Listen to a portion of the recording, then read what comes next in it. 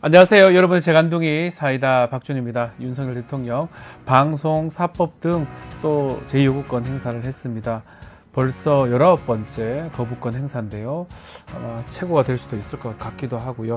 자, 지금 안보 분량, 국방부 장관의 지금 누구죠? 안보실장 지금 김용현 김용현 경호처장 오기로 했고요. 또 국방부 장관 후보 신원식 장관은 또 안보실장으로 많이 듣던 인물들의 지금 인사들이 좀 거론되고 있는 상황입니다. 그래서 이 인사들 또 내용도 한번 짚어봐야 될 것 같습니다.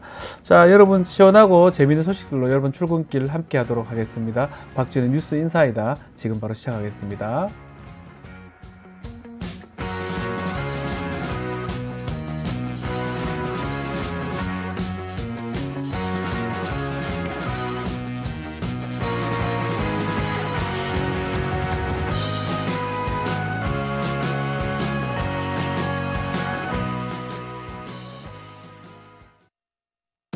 리서치 앱테크 아직 시작 안 하셨나요? 생각만 공유해도 리워드가 쌓이는 서치통 지금 시작해보세요. 원아이디 로그인 후 패널 가입 시 약 3,000원 상당의 리워드 적립. 리서치에 참여하실 때마다 현금처럼 사용 가능한 TTR 적립. 내가 초대한 친구가 패널 가입을 할 때도 리워드 적립. 지금 바로 서치통에서 우리 지역, 우리나라의 사건, 사고들에 대한 리서치에 참여해주세요. 바쁜 아침, 오늘 꼭 알아야 할 뉴스들만 정리해드리겠습니다. 듣기만 해도 이해가 쏙 뉴스픽. 오늘 뉴스토마토 조성은 기자와 함께 하겠습니다. 안녕하세요. 안녕하세요. 자, 오늘 먼저 첫 소식은 김영식 신입 독립기념관장 이야기입니다. 자, 뉴라이트 사관을 갖고 있다. 그래서 좀 논란이 되고 있는 상황인데, 독립기념관이 광복절 경축식 취소를 했네요. 어떤 내용입니까? 독립기념관이 내부 사정으로 광복절 경축식을 취소한다고 공지했습니다. 네. 광복절 경축식이 취소된 거는 지난 1987년 기관 설립 이래 37년 만에 처음 있는 일인데요. 네. 경축식 취소는 김영석 독립기념관장이 취임한 다음 날인 지난 9일에 결정된 것으로 확인됐지만 김 관장은 경축식 취소는 자신과 상관없는 일이라고 선을 그었습니다. 독립기념관에서 광복절 경축식을 취소했다. 자신하고 상관없는 일이다. 그게 무슨 말입니까? 좀 이상한데요. 네. 일단 김 관장 말씀에 따르면 행사를 주관하는 충청남도가 자체 행사를 하겠다고 밝혀서 경축식이 취소됐다고 했는데요. 이걸 변명이라고 하는 건지 정말 끝까지 남 탓을 하고 있는 것 같은데 근데 독립기념관 측은 김 관장이 정부가 주최하는 다른 광복절 행사에 참석하면서 37년 만에 자체 경축식이 취소됐다고 설명했습니다. 이 광복회는 독립기념관 앞에서 규탄 대회를 열었는데요. 광복회와 독립운동가 단체들은 광복절 관련 정부 행사에 불참하겠다는 뜻을 밝히고 오는 15일 서울 효창공원에서 별도의 광복절 행사를 열 계획입니다. 독립기념관 노조는 광복절 경축식 취소는 광복절에 대한 가벼운 인식을 드러낸 것이라면서 김 관장의 즉각 사퇴를 촉구했습니다. 자, 사퇴 촉구, 김영석 관장 어떤 반응을 보였습니까? 기자회견까지 열어서 독립기념관장 자리는 자신에게 주어진 숙명이자 자신은 독립정신을 널리 알려서 국민통합을 이룰 적임자라면서 사퇴는 없다고 못 박았습니다. 자, 이종찬 강복회장이 지금 김 관장 임명에 관여한 자 이런 사람들 문제가 있다면서 수사 의뢰를 하겠다 이런 입장을 밝혔네요. 예, 이종찬 강복회장이 화가 많이 나셨어요. 그렇죠. 저도 이해가 되는데 이렇게 말씀하셨습니다. 김영석 관장 인선에 관여한 이들을 수사 의뢰하겠다. 대통령실이 김 관장 임명을 철회하지 않으면 광복절 기념식에도 참석하지 않겠다고 밝혔는데요. 그럼에도 대통령실은 문제될 게 없다. 그동안 독립운동가 후손이 관장을 맡던 관례가 깨져서 반발하는 것 아니겠냐 하면서 임명 철회는 없다고 밝혔습니다. 도리어 대통령이나 대통령실 관계자 입에서 건국절이라는 말이 나온 적 있었냐. 광복회장이 먼저 꺼낸 거다라고 하면서 건국절 논란에 황당하다는 반응까지 보였습니다. 역사적 인식이나 이런 등등의 여러 가지 글쎄요, 문제점, 또 다른 어떤 측면들이 보이고 있는데, 또 이 와중에 국가유산청도 사도광산에 강제동원 표기, 표현을 명시해달라, 명확하게 해달라 요구했는데, 외교부가 이것을 무시했다. 이것도 좀 논란이 될 것 같은데 어떤 내용입니까? 네, MBC에 따르면 국가유산청이, 참고로 국가유산청은 옛 문화재청을 말합니다. 사도광산의 유네스코 문화유산 등재 과정에서 외교부에 강제동원 표현을 명확히 요구해야 한다는 의견을 공식 전달했다고 하는데요. 이렇게 정부 부처가 강경하게 입장을 밝혔음에도 정부는 강제동원 문구가 없는 세계유산 등재에 동의를 해줘버린 겁니다. 네, 자 국가유산청 13쪽의 분량의 의견서도 보냈다고 하는데 이 내용 의견서는 어떤 내용을 담고 있는 겁니까? 먼저 지난 6월 초에 유네스코 자문기구인 이코모스는 일본 정부에 사도광산의 전체 역사를 설명해서 전시하라면서 강제동원 역사를 제대로 알리라고 권고한 바 있습니다. 그리고 6월 말에 국가유산청이 또 우리 외교부에 같은 취지의 의견을 전달한 건데요. 국가유산청은 외교부에 의견서를 보내서 사도광산의 조선인 숙소 지역은 강제동원 역사를 부정할 수 없는 증거라면서 이를 근거로 강제동원에 대한 전체 역사 해설을 요구할 필요가 있다고 했습니다. 이미 한 차례 유산 등재에 실패한 일본 정부가 이코모스 권고를 수용할 가능성이 높으니까 강제동원에 대해서 제대로 전시하도록 우리 정부가 일본에 요구해야 한다고 말한 겁니다. 네. 자, 그런데도 이렇게 했는데도 외교부가 강제동원 문구 빠진 그 사도광산 등재에 동의를 했다. 이걸 받았는데도 그냥 동의를 했다. 그런 거잖아요. 네, 유네스코 유산 등재는 사실 보통 통상적으로 회원국 전원의 동의로 이제 이루어지기 때문에 회원국인 우리 정부가 충분히 이제 등재에 제동을 걸 수도 있었습니다. 그렇죠. 근데 뭐 그렇게 하지 않은 거고요. 군함도도 마찬가지였고요. 예. 근데 국회 외교통일위원회가 그래서 오늘 사도광산 유산 등재 협상 전반에 대한 현안 질의를 열어서 외교부에 정부가 왜 부처의 입장을 듣고도 강제동원 명시 없는 사도광산의 유산 등재에 찬성했는지에 대해서 따져 물을 계획입니다. 다른 건 몰라도 이 역사적인 부분들이 계속 문제가 되는 것 같습니다. 강복절이 1948년이라고 하는 사람이 그 정상인가요? 뭐 제가 이상한가요? 이상하게 배웠나요, 제가? 더더군다나 이 강제동원 문구 당연히 넣어야 되는데 이걸 뺀 거를 갖고 우리가 그것을 동의해주고 일본인인가요? 우리가 일본 사람인가요? 하여튼 이런 부분이 지금 계속 문제가 되니까 글쎄요, 이게 제대로 되는 건가? 지금 댓글에서도 이종영님, 친일파 밀정이 널려 있어요. 라고 글 주시고요. 친일파가 당당하게 나온 현실이 참으로 슬프네요. 들국화님 말씀 주셨습니다. 자, 젤리스님은 또 조성은 기자님, 이분 맨날 이쁘다고, 오늘도 이쁘다고 말씀 맞습니다. 주시고 있고요. 산이님도 오셨습니다. 또 광야님, 또 이프로님, 달빛 아래님 글 감사드립니다. 역사를 계속 이상하게 왜곡을 하는 게 문제다. 글들을 많이 주고 있습니다. 글쎄요, 역사 우리가 잘못 배운 건가요? 우리 일본인가요, 여기가? 일본이 좋은가요? 모르겠습니다. 다시 한번 보기로 하고요. 윤석열 대통령 또 인사를 했습니다. 제가 오프닝에서 좀 더듬거렸었는데 외교 안보 라인. 그 사람이 그 사람 같아요. 어떻게 인사가 됐습니까? 휴가를 다녀오신 후에 외교 안보 라인을 싹 이제 손질을 하셨습니다. 어제 신임 국가안보실장에 신원식 국방부 장관을 그리고 국방부 장관에는 김용현 대통령실 경호처장을 각각 내정했는데요. 네, 자 헷갈리는데 신원식, 김용원 둘이 바꿨나요? 신원식 국방부 장관 안보실장, 김용원 경호처장을 국방부 장관. 근데 이 사람들 둘 다 문제가 있잖아요. 최상병 사건에 이제 연루가 된 사람들인데, 일단 신원식 후보자도 지금 좀 문제가 되고 있고, 특히 블랙요원 기밀 유출, 이것도 좀 문제가 되고 있는데, 둘 다 좀 논란의 중심에 서 있는 사람 아닌가요? 네, 말씀하신 대로 신원식 국가안보실장 후보자는 지금 블랙요원 명단이 유출돼서 첩보망이 망가졌는데도 큰 문제가 아니라는 식으로 말해서 경질 요구를 받고 있고요.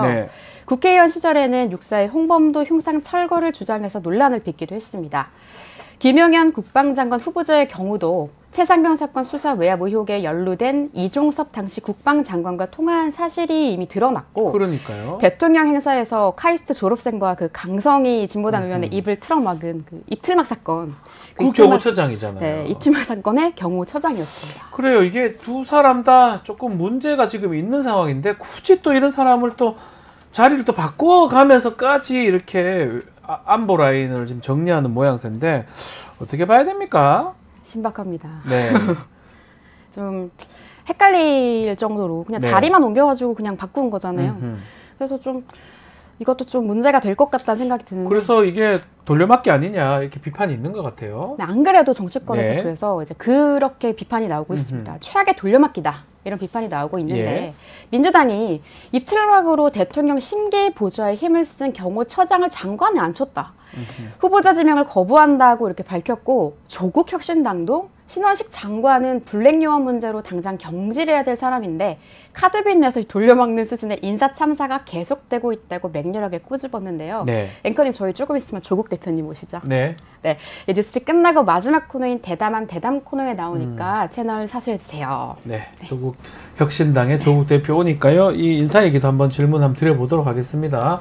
인사 참사가 뭐 계속되니까 뭐 방통위원장 그리고 고용노동부 장관 등등 정반대 인사들이 지금 인사가 되니까 글쎄요, 청문회에서 또 어떤 얘기가 나올지, 그럼에도 또 통과가 되는지 또 봐야 될 것 같습니다. 자, 공수처 이야기 좀 해보겠습니다. 윤석열 대통령의 개인 휴대전화 기록을 확보를 했네요. 네, 공수처가 윤석열 대통령의 3개월치 개인 휴대전화 통신 기록을 확보했습니다. 네.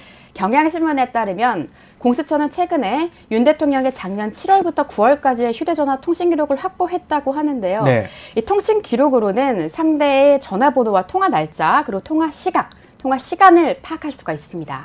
작년 7월부터 9월까지면 최상병 사건 수사 외압 의혹 사건 그때 벌어지던 그 시기 아닌가요? 네, 맞습니다. 해병대 수사단은 네. 작년 8월 2일에 사건 기록을 경북경찰청에 이첩했죠. 대통령은 바로 이날 이종섭 당시 국방부 장관과 신범철 전 국방부 차관 그리고 임기훈 전 국방비서관 등과 수차례 통화를 했었고요. 네, 자 그런 것들이 가장 문제가 됐던데 그래서 대통령 개인 전화, 휴대전화를 확보했는데 공수처 앞으로 어떻게 할 계획입니까? 대통령의 작년 7월부터 9월까지 누구와 통화했는지 등을 본격적으로 살펴볼 계획이라고 합니다. 네. 앞서 말씀드린 대로 이 통신 기록으로는 통화 상대의 전화번호와 통화 날짜, 통화 시각, 그리고 통화 시간은 파악할 수 있지만 구체적으로 어떤 대화를 나눴는지를 알려면 통화 상대에 대한 조사가 필요한데요. 공수처의 역할이 그만큼 중요하다는 건데 그래서 불안합니다.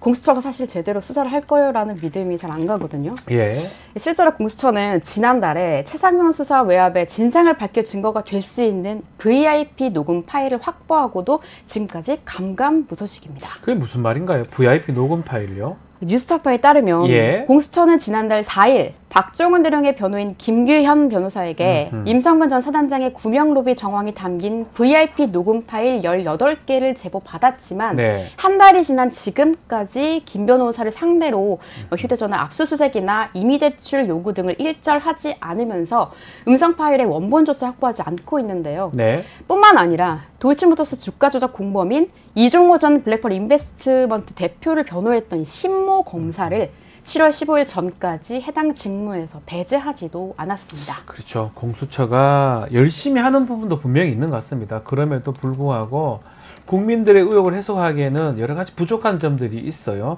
제대로 조사를 하고 있는지 의혹도 있고 지금 말한 것처럼 직무 배제 부분도 조금 문제가 되기 때문에 글쎄 우리가 잘 살펴볼 필요가 있지 않을까 생각이 듭니다. 자, 오늘 들국화님, 또 한하자님, 이영규님, 또 KT24, 또 리틀 테네시님까지 오셨습니다. 다 지금 말씀하는 게 전당대회 얘기도 좀 있는 것 같고요. 또 조국 대표 얘기도 있는 것 같습니다. 잠시 후에 조국 대표 오니까요. 또 기대해 주시면 좋을 것 같습니다. 자, 오늘 조성원 기자 말씀은 여기까지 듣고요. 감사합니다. 고맙습니다. 자, 이어서 의사당 1번 출구로 저희는 돌아오겠습니다.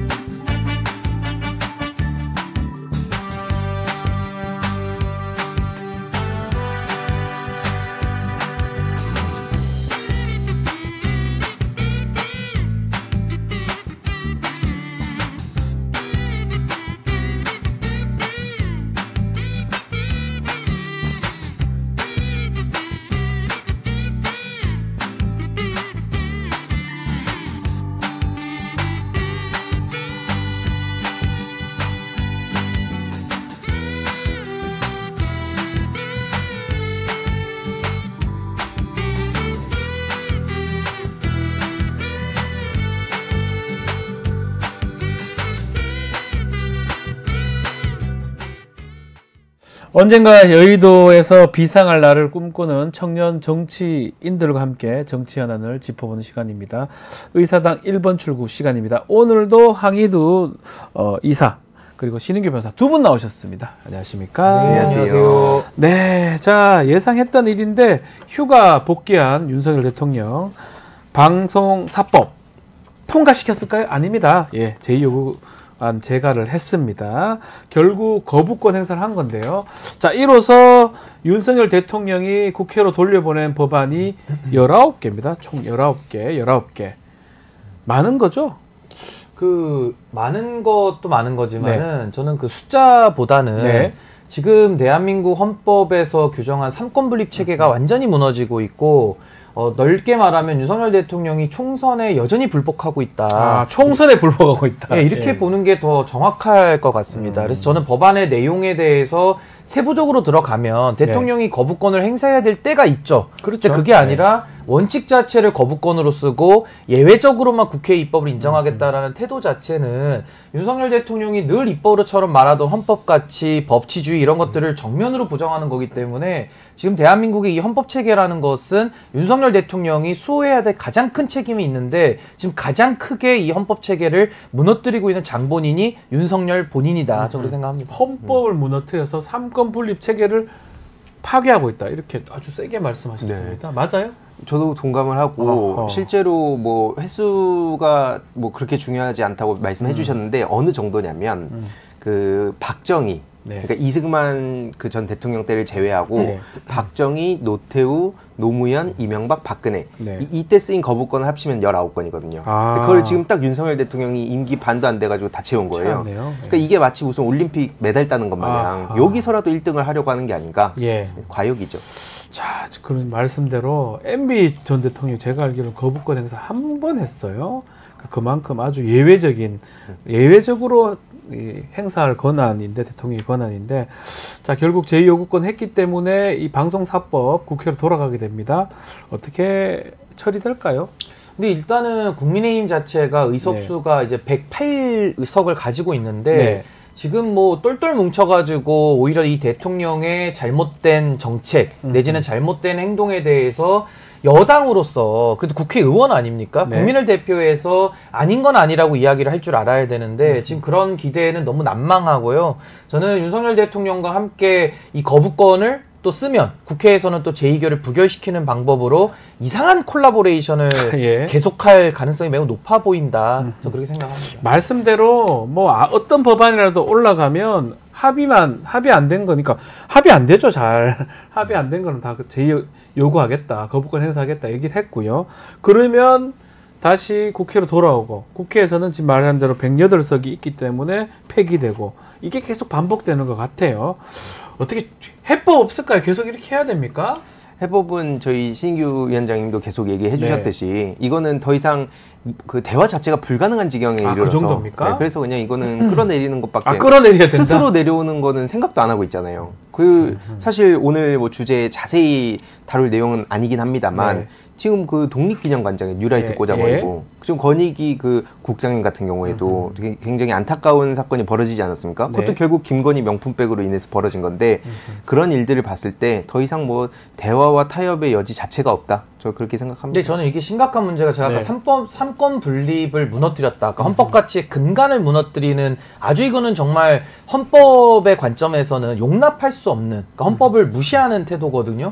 이게 심각한 게 국회는 입법권을 가지고요. 윤석열 대통령 행정부를 지금 담당하고 있는데 법을 집행하는 권한밖에 없는 사람이 입법까지도 지금 사실상 그 입법 방해를 하고 있는 거랑 똑같은 거기 때문에 저는 우리 황희두 이사님의 견해에다가 살을 조금 붙이자면은 끌어내리는 게 중요한 게 아니라 확실히 끌어내려야 된다. 그래서 저는 확실히 해야 되기 때문에 민주당에서도 전략 전술을 쓸 때 오히려 역풍을 당할 수도 있는 부분들은 좀 조심하면서 더 많은 국민들이 확실히 끌어내리겠다라는 그 의지를 가질 수 있도록 저는 모아가는 것이 더 중요하다 저를 생각합니다. 더 확실히 하지 않으면 이런 일이 계속 반복되고 이게 지금 민주주의를 깨고 있다 이렇게 두 분 보시는 거군요. 뭐 확실히 끌어내는 방법 다른 방법이 있는 건가요? 탄핵 말씀을 하시나 두 분은? 아니 저는 탄핵을 포함한 모든 수단을 다 동원해야 된다고 보고요. 이 나라의 주인이 국민들인데 네. 국민들이 위임한 권한을 갖다가 본인 마음대로 쓰고 있잖아요. 근데 그것도 어느 정도거든요. 우리 헌법재판소가 중대한 헌법과 법률 위반일 때 파면을 하는데요. 박근혜 대통령 파면 당했습니다. 네. 근데 윤석열 대통령은 제가 볼 때 박근혜 대통령보다 더 심해요. 네. 그럼 이거는 파면을 당해도 한 100번을 더 당해야 될 상황이거든요. 그래서 전 이거를 더 이상 이제 놓아둘 거냐, 방치할 거냐, 아니면 교정할 거냐. 여기에 대해서 국민들은 이제 진지한 고민에 들어갔다. 축구에서도 옐로카드 2장이면 퇴장이거든요. 네. 이미 옐로카드 저는 한 10장 나왔다고 저는 봅니다. 네. 알겠습니다. 우리 젊은 정치인 의사당 1번 출구라 보니까 이렇게 강하게 한번 말씀하실 수 있는 거 아니겠습니까? 네. 알겠습니다. 자, 대통령 권한 중에 또 권한이 사면, 복권 이런 건데 지금 김경수 전 경남지사 복권 여부를 두고 정치권 진실 공방이 계속되고 있는데 이 사안 또 어떻게 봐야 됩니까? 대통령이 뭐 결정하면 되는 거고 이게 이렇게 논란이 될 수가 있습니까? 어떻게 보고 계십니까? 그러니까 뭐 애초에 뭐 사면권이라든지 이런 복권에 대해서 너무 권한을 남용하는 거 아니냐. 늘 그 정치권에서 그런 얘기는 있었잖아요. 그렇죠. 근데 이제 이거는 그런 차원으로도 보기가 되게 어려운 게 누가 봐도 너무 정략적으로 그러니까 민주당의 분열을 위해서 이렇게 툭 던진 거다라고 볼 수밖에 없다 봅니다. 근데 문제는 뭐냐면 이건 이제 야당 분열을 위해서 이재명 대표를 중심으로 뭉쳐있는 민주당원들을 분열시키기 위해서 저렇게 던진 것 같지만 사실상 결국엔 지금 뭐 유난 갈등이네 뭐네 물론 뭐 그게 진짜 갈등이라고 사실 생각하진 않습니다만 어쨌든 지금 여권 폭탄으로 갔단 말이죠. 그래서 이 또한 무능 그 자충수를 뒀다 생각하고 있습니다. 자, 뭐 지금 당사자인 김경수 전 지사 같은 경우 좀 영국에 있습니다. 아마 우리 국내 정치권만 떠들썩한 모양새인데 이게 김경수 전 지사 복권의 유불리를 좀 따져볼 수 있을까요?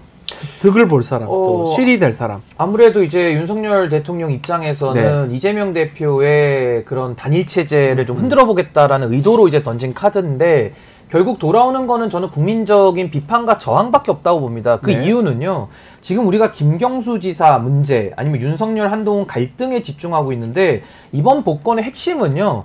국정농단 세력을 완전히 정당화시켜주면서 다 풀어준 게 그 옆에 핵심이라고 봅니다. 김경수 전 지사 말고 나머지 사람들 말하는 그러니까 이게 연막 같은 거예요. 그러니까 앞으로는 김경수라는 카드를 전면에 내세우면서 물론 득실을 논하게 만들겠죠. 그거가 이제 쟁점으로 만들어 놓고. 그렇죠. 근데 이면에서는 국정농단 주범들 내지는 원세훈 국정원장까지 그러니까 MB계까지 이 보수의 썩은 물들을 다 지금 방류하고 있는 거랑 저는 똑같다고 보거든요. 그러니까 저는 이렇게 되면 이제 국정농단의 문고리 정우성 씨는 복권 받아가지고 이미 대통령실에 취업까지 했잖아요. 그럼 저는 개인적인 제 소신은 국정농단에 대해서는 우리 역사가 내린 판단이고 우리 헌법재판소가 내린 거기 때문에 이분들 한 명이라도 전 사면해주면 안 된다, 복권해주면 안 된다는 입장인데 이미 윤석열 대통령은 다 해줬거든요. 그럼 지금 최순실 씨는 왜 감옥에 있는 겁니까? 그러니까 이런 논리적인 의문점이 나올 수밖에 없어요. 근데 전 여기에 대해서는 득실 부분에서는 저는 좀 뭐 여러 가지 이론이 있겠습니다만은 결과적으로 국정농단을 합법화해준 저는 역설적인 그 결정이기 때문에 전 국민적인 비판이 저는 뭐 끊이지 않을 것이다 저는 봅니다. 우리 신 변호사는 지금 김경수 전 지사의 복권 문제가 중요하지 않다. 그것을 통해서 앞을 가려버린다. 지금 썩은 물이라 그랬나요? 오염된 폐수 같은 폐수요. 폐수 세력을 지금 다시 풀어오는 폐수를 방류한 우리 사회. 강하게 얘기. 왜 웃어요? 강하게 얘기하셨어요. 제가 핵폐수 같은 생각이 나서. 핵폐수입니까? 2차 핵폐수를 막 뿌리면서 김경수 전 지사 이런 게 탁 앞에 가리고 있다. 이렇게 표현했어요. 그러니까 그 원세훈 전 국정원장 같은 경우에도 잔영 후에 이제 그 감형하고 가석방 해준 게 지금 윤석열 정부인데 자기들 손으로 집어넣었던 사람들 자기들이 풀어주고 뭐 한동훈 대표 같은 경우에도 이걸 뭐 소신껏 뭐 반대한다 뭐 이런 식으로 하고 있지만 그럼 박근혜 씨는 만나가지고 왜 히히덕거리고 있는지 그런 걸 묻지 않을 수가 없고요. 그리고 원세훈 전 국정원장을 이제 묶어가지고 뭐 이렇게 의도를 가진 것 같은데 왜냐면 민주당에서 그러면 이제 김경수 지사를 환영을 하게 되면 원세훈도 거기에 묻혀가지고 그렇게 털어줄 수도 있고 만약에 이걸 또 그 반대가 되면은 민주당이 또 난감해지는 상황을 유도한 거 아닌가? 뭐 저들의 이제 그 얄팍한 생각이라고 보고요. 결국에 본질은 말씀하셨듯이 자기들이 잡아줬던 사람들, 잡아 넣었던 사람들까지 다 풀어주고 최근에 또 이명박 씨 만나가지고 그 웃고 있는 사진 공개되지 않았습니까? 그것 때문에 사람들이 속 뒤집어진다고 그러고 있습니다. 그 한동훈 대표는 계속적으로 지금 중진들도 만나서 이거 김경수 전 지사 복권 안 맞다 계속 얘기를 하고 있는데 한동훈 대표의 이런 방식 이건 어떻게 이해를 해야 됩니까? 그러니까 이게 좀 구별해서 봐야 되는데 한동훈 대표가 김경수 전 지사 복권을 반대한다. 저 그 자체의 메시지만 놓고 보면 전 일리가 있다고 봐요. 왜냐하면 아까 말씀드린 대로 정치인 사면 정말 자제해야 되는 것이고 국민의 여론을 살피면서 국민 통합적 효과가 있을 때 대통령이 고유 권한을 행사해서 국민 통합을 목적해야 되는 거거든요. 근데 지금 김경수 전 지사 복권은 오히려 국민 분열과 갈등만을 더 불러일으킬 뿐만 아니라 제가 아까 이면에 숨은 내용까지도 말씀을 드렸기 때문에 정말 대통령의 권한을 이런 식으로 윤석열 대통령 방식으로 행사해서는 안 되는 겁니다. 그래서 저는 한동훈 대표의 메시지 자체는 맞다고 보지만은 한동훈 대표가 가진 주관적인 지위를 놓고 보면 이건 또 본인의 스텝이 꼬이는 거거든요. 왜냐하면은 그 김경수 지사 사면에 대해서 사면과 복권을 지금 나눠서 하고 있는 건데 사면에 동의해준 법무부 장관이 사면은 자기가 했네요. 알고 보니까 한동훈 대표예요. 당시 장관 시절에. 그럼 지금은 그러네요. 한동훈이 2023년도에 한동훈과 또 싸우고 있는 거거든요. 이거 무슨 자아 분열도 아니고 본인이 본인과 싸우고 있는 이런 얼토당토 않은 비논리적인 정치를 언제까지 봐야 되는 것인지 전 그 문제라고 보고요. 또 하나는 한동훈 대표가 김경수 지사 반대하는 이유가 반성하지 않기 때문에 반대한다라는 겁니다. 아니 그러면은 원세훈 국정원장은 반성을 했습니까? 조윤선 장관 반성했습니까? 뭐 혼자 반성했나요? 저는 들은 적이 없거든요. 그러니까 이런 식으로 선택적으로 반성이라는 것을 잣대를 들이대서 복권 여부를 결정하는 태도도 매우 문제다라는 생각이 듭니다. 저도 뭐 다 공감하고 약간 덧붙이면은 이 윤한 갈등이라 했을 때 여태까지 뭐 김건희 특검 관련한 막 문자 일심 논란 터지고 최혜병 뭐 제3자 추천안 이런 얘기들은 사실 자기 입장에서 리스크가 크다고 생각하지 않겠습니까? 근데 이제 요 안 같은 경우에는 어차피 국힘 지지층을 다 결집시킬 수도 있고 그러면서 이제 쉽게 먹고 가겠다는 생각인 것 같은데 그런 국민 눈높이 막 타령할 거면 아까 말씀드린 그 김형석 관장이라든지 아니면 그 권익위 사태라든지 그런 거에 대해서 국민들이 훨씬 더 분노하고 있어요. 사실 대부분의 국민들은 김경수 지사가 복권 되는지 안 되는지 지금 관심이 있겠습니까? 되든 말든 뭔 상관이 있어요. 그렇죠. 그러니까 국민 눈높이를 엉뚱한 데다 갖다 붙이고 그러니까 자기 쉽게 먹고 가겠다는 것 같은데 이런 얄팍한 수가 이미 다 드러났죠. 그리고 더 심각한 거는 한동훈 대표가 여당의 대표잖아요. 근데 여당 대표가 대통령의 사면권을 놓고 이렇게 충돌하는 경우도 매우 이례적이다. 그러니까 왜냐하면 여당과의 소통이 그 대통령의 고유권한 행사하는 부분에 있어서만큼도 조율이 안 된다는 얘기거든요. 그럼 이 얘기는 바꿔 말하면 한동훈 대표가 그 완장은 찾는데 지금 대표로서 인정을 못 받고 있다라는 거예요. 그러니까 인정을 못 받으니까 뭐 학교 다니면서 공부도 잘했고 고시도 붙었고 승승장구했던 검사로서 잘 나갔던 한동훈이라는 인격체로서는 이거 용납이 안 되는 거거든요. 그러니까 많이 삐졌다. 저 그래서 삐졌어. 이런 얘기를 좀 해야 된다. 아니, 처음 봅니다. 이게 여권에서 충돌하는 모습은요. 그러니까 복권 사면이 뭐 그래 중요한가 싶기도 하고 하는 사람도 그렇고 그 여기 끼어들어서 얘기하는 것도 글쎄요. 최상병 특검, 제3자 추천안이라든지 등등 본인의 공약했던 부분 그런 얘기를 하는 게 오히려 맞지 않나 싶은데요. 오히려 이재명 대표 본인은 복권 또 계속 그 제안도 하고 경쟁자 많아지면 좋다고 얘기했다는 거 아닙니까? 그러니까 완전히 실패로 들어간 거죠. 알겠습니다. 자, 김경수 전 지사 복권 얘기도 좀 여기까지 하고요. 자, 민주당은 지금 조금 시끄러운 상황인데 민주당 전당대회 사실 이번 주 일요일 날 이제 마무리가 되고 그날 뽑힙니다. 근데 최고의 후보로 나선 지금 정봉주 후보 어제 기자회견 했는데 발언 강도가 좀 셉니다. 이재명 파리 무리들 뿌리 뽑겠다라는 얘기인데요. 정봉주 후보 목소리 한번 직접 한번 들어보시겠습니다. 그런데 이 절체절명의 시대적 과제를 위협하는 최대의 걸림돌이 우리 내부에 있습니다. 이재명 파리하며 실세 놀이하는 무리들입니다. 저는 당의 단합을 위해서 이들을 뿌리 뽑겠습니다. 이재명 대표를 팔아 권력 실세 놀이를 하고 있는 이재명 파리 무리들, 당을 걱정하는 많은 이들이 알고 분노하고 있지만 자, 이재명 파리 무리들을 뿌리 뽑겠다. 당의 단합을 위한 뭐 얘기다. 하지만 이거는 어떤 우리 황희도 이사님 저는 잘 이해가 안 돼서 무슨 말입니까? 뭐 말에 좀 뼈가 있는 것 같기도 하고요. 그러니까 뭐 자세하게 뭐 어떤 의도를 가지고 얘기했는지는 아직 뭐 밝혀지지는 않았습니다만 왜냐면 뭐 나중에 얘기하겠다. 또 중요한 내용들을 이제 뒤로 미뤘기 때문에 이게 아직 애매모호한데 이제 저도 보면서 좀 매우 아쉬웠던 점이 뭐냐면요. 그 처음에 초창기에는 네. 이제 박원석이라는 사람의 말을 신뢰할 수 있냐 요 얘기로 이제 많이 흘러갔단 말이에요. 예. 그러니까 처음부터 비판하던 분도 계셨지만 그래도 아니다. 지금 우리가 싸워야 될 건 윤석열 정부고 그리고 지금 민주당의 단합을 무엇보다도 다들 중요하게 생각하기 때문에 그 출처의 그 신뢰성 이런 네. 걸 이제 처음에 문제제기 많이 했고 그래서 기자회견을 많은 분들이 이제 기다리고 있었단 말이에요. 네. 근데 갑자기 거기서 원래 다수의 당원들이 생각했던 건 뭐냐면 구체적인 그럼 그 발언이 진실이었냐 아니면 좀 과장된 경우 어디서부터 어디까지가 좀 문제가 된 거냐 이런 거에 대한 얘기를 하고 그리고 나서 어쨌든 이렇게 분란이 커진 데에 대해서 사과하고 재발 방지를 약속하고 원래 많은 사람들이 이제 기대했던 건 그런 장면인 것 같은데 네. 갑자기 결국 나온 건 명팔이 얘기란 말이에요. 그렇죠. 원래 박원석 전 의원의 어떤 방송에서의 어떤 얘기, 뒷담화 같은 얘기, 네. 그것 때문에 논란이 촉발됐고 그거 관련된 기자회견인 줄 알았는데 알고 보니까 와서는 명팔이 얘기를 했어요. 네, 그래서 결국 지금 명팔이는 뭐냐 또 이런 식으로 가면은 계속 또 이 다른 우리가 평소에 비판하던 그런 주 언론에서 어떤 식으로 이런 이슈를 쓸지 아마 모를 수가 없단 말이에요. 네. 그러니까 이런 식으로 흘러가는 양상에 대해서 지지하던 분들도 혹은 이제 분열을 걱정하던 당원들도 지금 비판을 하는 게 결국에 이게 스스로 기자회견에서 이걸 자초하게 된 게 아닌가 그런 점에서 저도 매우 아쉽습니다. 박원석 의원 얘기를 해야 되는데 명팔이 얘기를 한다. 이게 어떻게 봐야 됩니까? 그러니까 네. 저도 좀 관전자로서는 조금 이게 좀 혼란스럽고 헷갈리는 게 지금 정봉주 의원은 묻는 말에 답을 하지 않고 오히려 또 다른 질문을 던지면서 회피하고 있는 거거든요. 그러니까요. 이게 전형적으로 한동훈, 이준석 방식의 예, 그 예. 정치 행위랑 유사해요. 그래서 예. 저는 정봉주 전 후보가 이준석 의원 뭐 존경한다 뭐 이런 얘기를 했었는데 이 존경하다 보니까 이 방식까지 지금 닮아가는 거 아닌가. 이거 굉장히 안 좋은 방식의 전 정치라고 보거든요. 네. 그러니까 지금 문제의 발단은 뭐냐면은 박원석이라고 하는 민주당원도 아니신 분이에요. 이분은 새로운 미래 갔다가 탈당하신 분인데 정의당 했다가 새로운 미래. 그렇죠. 네. 새로운 미래 갔다 또 탈당을 탈당도 하신 분이에요. 했어요? 근데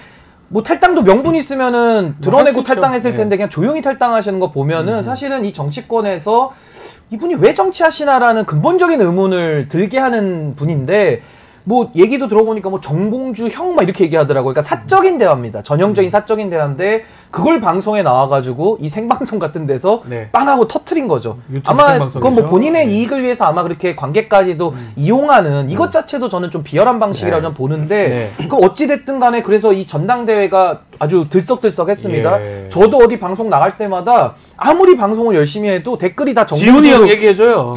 그러니까 그렇게 안 하잖아요. 안 하죠. 지훈이 형, 뭐, 제가 예. 인규 얘기합니까? 그렇게 안 합니다. 그러면 안 되는 근데 그게 거고. 뭐 방송 내용이 상관없이 그냥 정봉주 이슈로 요 한 3, 4일은 도배가 지금 됐거든요. 저희 댓글도 거의 정봉주 의원 그렇다면 얘기인데. 박원석 의원이 물론 좀 잘못을 했다라고 좀 봅니다만은 네. 그래도 지금 경선 중간에 후보로서 책임 있게 진지하게 좀 대하는 태도를 당원들은 보고 싶은 건데 네. 전혀 그런 게 보이지 않고 갑자기 뜬금없이 명팔이 세력을 척결해야 된다. 아니 그러면 박원석 의원이 명팔입니까? 이게 논리적 연결이 안 되잖아요. 이재명 그럼 대표를 척결한다는 겁니까? 누굴 그래서 척결한다는 저는 거예요? 이게 참 이런 식의 정치를 좀 저는 안 했으면 좋겠는데 정봉주 후보가 윤석열 잡겠다라고 하면서 본인 스스로 그 구태적인 모습을 그대로 보여주고 있다라는 전 안타까움이 있는 거고 또 하나는 당원 주권을 그렇게 노래를 부르고 얘기를 하던데 저는 그 메시지에는 동의하지만은 네. 이 내용에는 제가 동의가 안 되는 게 아니, 당원 주권 그렇게 노래를 불렀는데 당원들이 지금 묻고 있지 않습니까? 근데 거기에 대해서는 또 딴소리를 하는 네.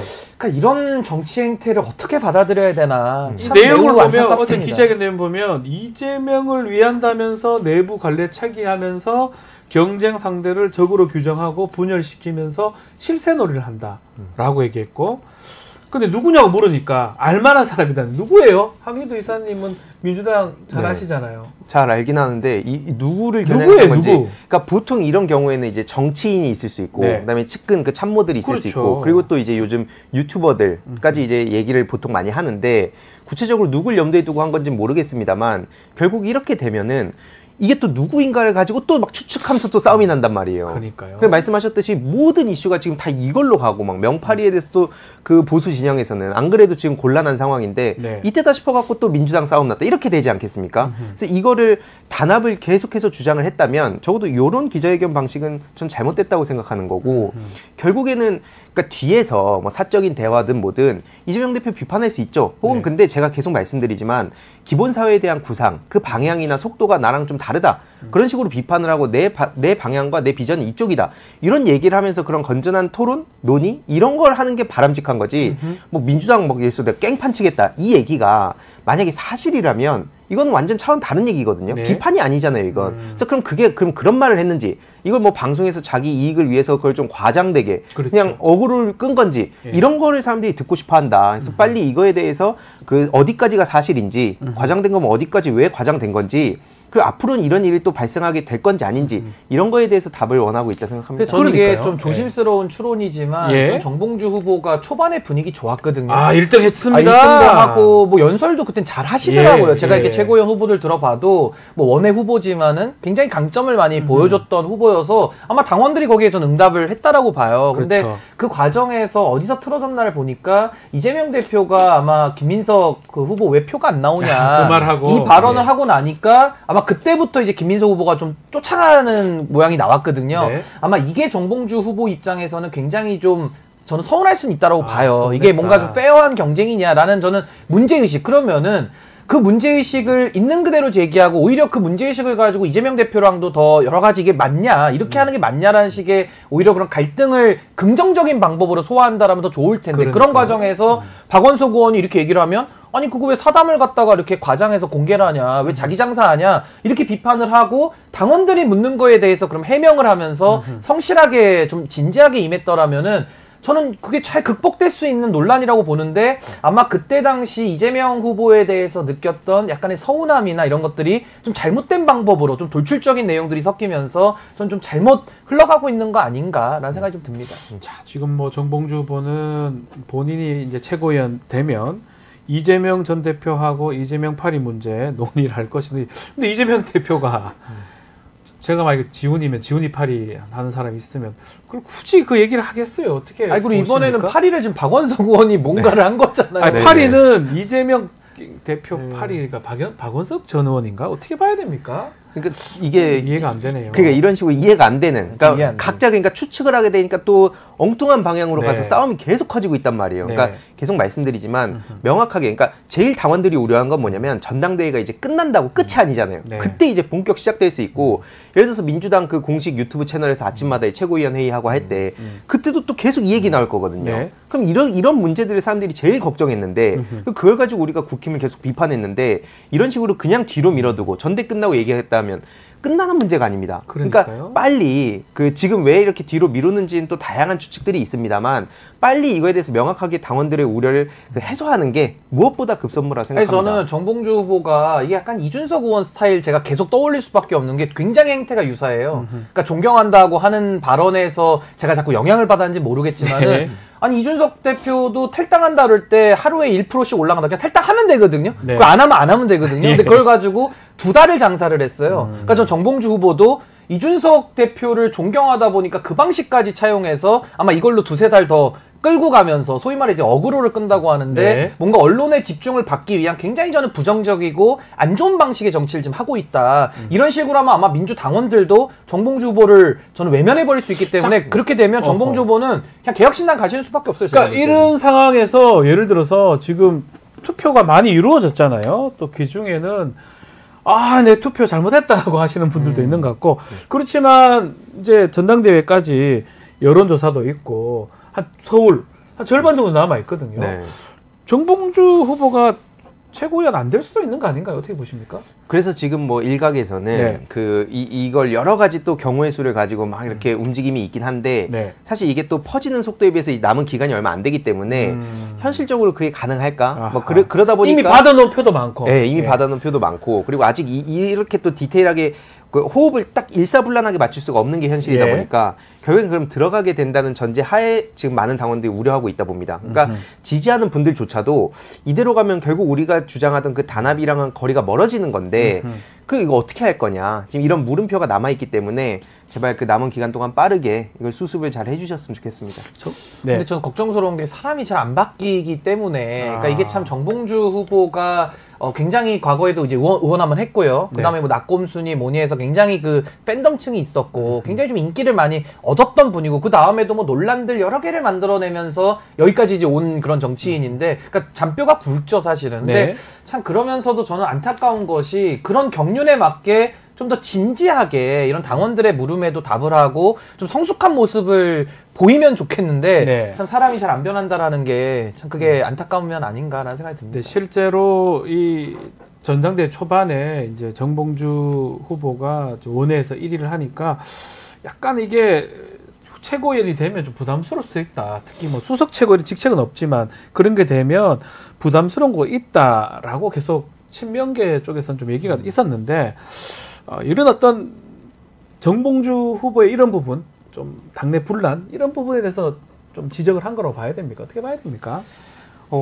글쎄요, 뭐, 이걸 가지고 또 이제 뭐 말이 네. 거칠다. 그래서 네. 뭐 저기 종편이나 이런 데서 특히 좋아할 거다. 뭐 이런 얘기도 많았고, 뭐 그런 다양한 그런 비판들이 있었는데, 그것까지도 많은 당원들은 그 감수를 하고, 네. 그래도 지금 왜냐면 워낙 비이성적인 국면이다 보니까, 그럼에도 불구하고 싸울 사람이 필요하다라고 초창기에는 많은 그 공감대가 있었는데, 싸워라 정봉주 싸워라. 의원이 예, 그런 전 건 의원이. 예. 보통 이제 많은 당원들은 이 중도 중요하다고 생각하지만 너무 그 항상 그 끌려다녔기 때문에 과감하게 치고 나가는 거에 초창기에는 많은 힘을 실었다 봅니다. 근데 네. 문제는 이거는 완전히 그 무슨 성역화랑은 차원이 다른 문제다 보니까 이게 시간을 끌면 끌수록 오히려 더 불필요한 논란을 야기하는 상황이기 때문에 네. 빠르게 특히 이 기자회견 방식 때문에 더 많은 비판이 커지고 있잖아요. 네. 모든 이슈가 다 일로 빨려가고 있기 때문에 그 진짜 민주당의 단합을 그 생각하고 윤석열 정권을 하루라도 빨리 끌어내리고 싶은 마음이 있다면 이런 방식의 기자회견이 아니라 진짜 아까 말씀드렸던 그 진위 여부부터 앞으로 어떻게 이걸 막아갈 건지 뭐 이런 거에 대해서 좀 얘기를 해주셨으면 좋겠습니다. 저는 시간이 사실은 일주일 정도 남았잖아요. 아직 18일까지 전당대회까지 많이 남았다고 보거든요.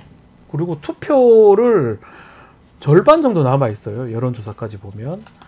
그렇다면 이거를 제대로 설명 안 한다면 안 좋을 수도 있다고 저는 정봉주 후보한테도 그렇게 보는데. 아니 안 좋은 영향뿐만 아니라 박원석 의원의 그 행태 자체부터가 그렇죠. 다 따져봐야 정봉주 후보의 대전 경선과 세종 투표 경기까지 다 안 좋은 영향 이미 예. 전 미쳤다고 보거든요. 그래서 저는 이걸 수습할 책임은 어찌됐든 정봉주 후보 본인 발언이니까 아니면 본인 아니다. 몫이죠. 기면 기다. 과장이면 그렇죠. 과장이다. 아니 박원석 의원과 절교를 하든지 말든지 예. 그걸 이제 본인이 해결하고 당원들이 납득할 수 있는 방식으로 전 아까도 말씀드렸지만 좀 진지하게 응해달라는 거거든요. 국민들 네. 너무 힘들고 또 민주당 당원분들도 윤석열 정권에 대해서 너무나도 큰 불신이 있고 그거 잘하라고 사실 정봉주 후보에게도 표를 준 거 아니겠습니까? 근데 모든 게 지금 회의감이 들도록 저렇게 행동을 해버리시면 이게 민주당에도 안 좋고 전 정봉주 후보 본인한테 제일 안 좋다고 봐요. 그러니까 저는 지금이라도 그동안 일주일 동안 이 정도 좀 소모적인 논란 했으면 좀 더 진지하게 당원들과 좀 소통하는, 그러니까 자꾸 딴 얘기하지 말고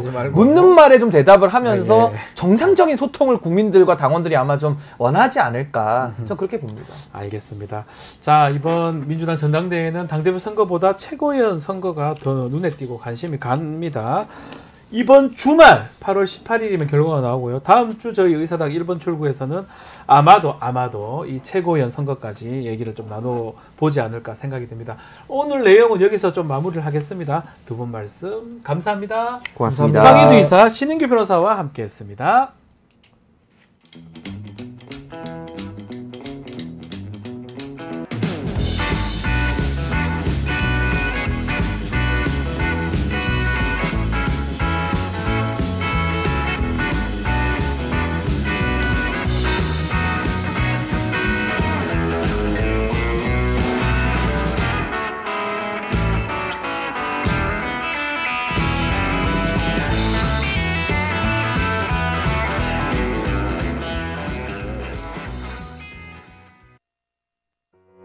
우리 아이 재단에서 뜻을 함께할 정기 후원자분들을 기다립니다.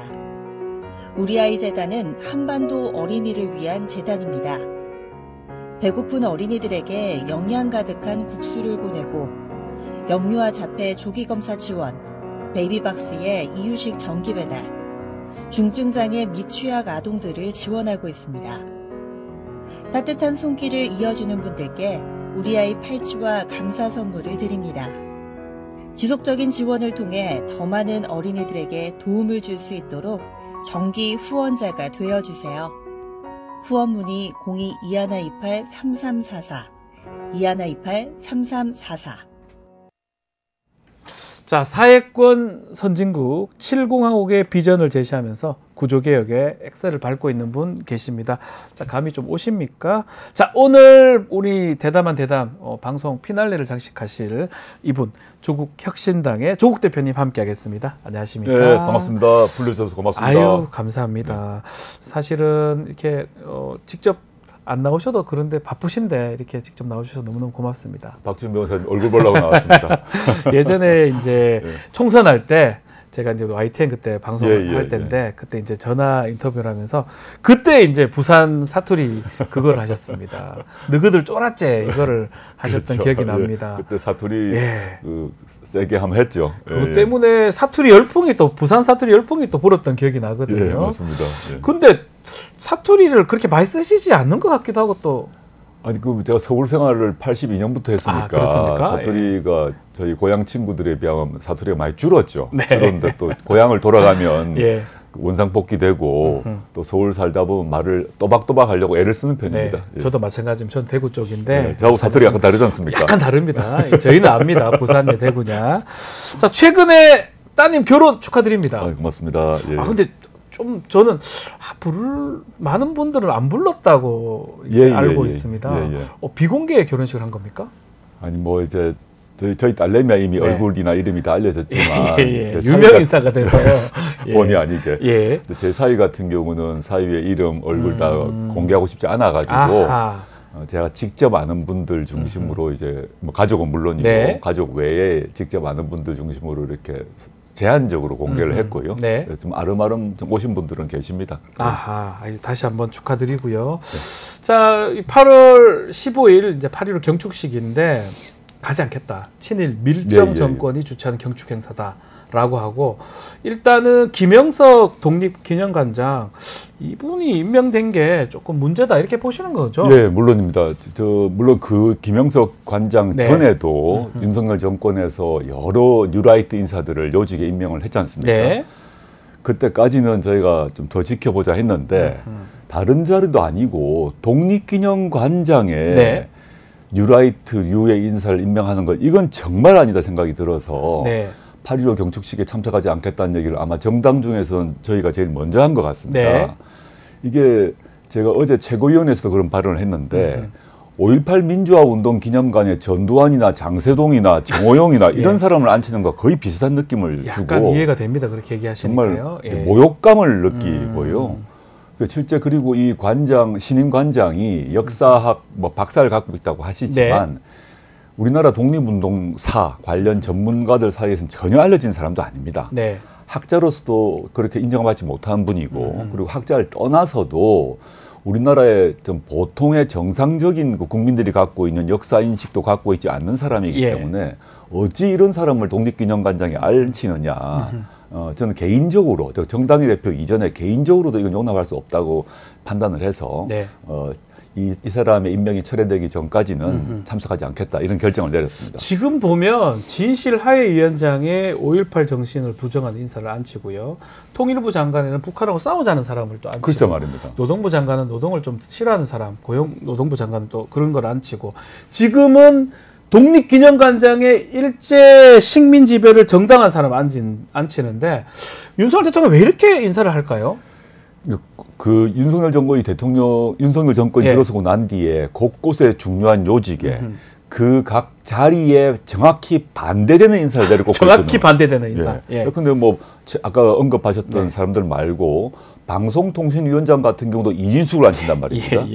아까 뭐 노동부 장관의 김민수 한 명 뭐 나열하면 끝이 없는데 이거 왜 이럴까 생각을 해보면 윤석열 정권이 그 이른바 검찰 연성 쿠데타를 계기로 정권을 잡았는데 그 당시는 윤석열 대통령 또는 윤석열 그 당시 후보를 중심으로 하는 집권 세력의 이념, 뭐 비전이 뭔지를 알 수가 없었어요.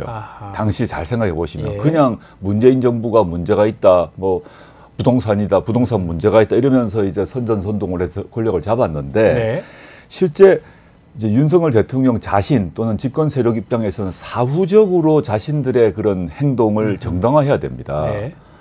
그러다 보니까 뉴라이트라는 이념이 있었고 또 뉴라이트라는 세력이 있다 보니까 자신들의 집권 행위 또 문재인 정부와의 그 척을 지는 여러 가지 행동들을 정당화하기 위해서 뉴라이트를 데리고 왔고 또 반대편에서 뉴라이트 입장에서는 자신들의 이념을 실현해주고 구현해줄 수 있는 정치 세력이 필요하지 않습니까? 그러니까 이 검찰 권력을 잡았다 생각을 하고 그 검찰 권력과 뉴라이트가 서로가 서로에게 필요한 상태다.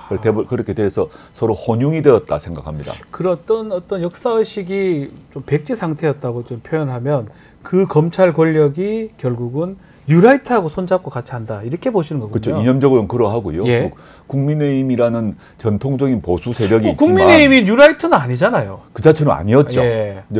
우리나라 보수 세력이 또 모두 뉴라이트는 아니지 않습니까? 아니죠. 근데 통상적인 보수 정권이라 하더라도 독립기념관장에 뉴라이트를 안 친다거나 이런 일은 안 했습니다. 그렇죠. 그러니까 박정희건 그 뒤로 뭐 이명박이든 박근혜건 이 정도까지는 하지 않았는데 과거 이명박 정부 때 그 집권 세력이 되려고 했던 뉴라이트가 실패했지 않습니까?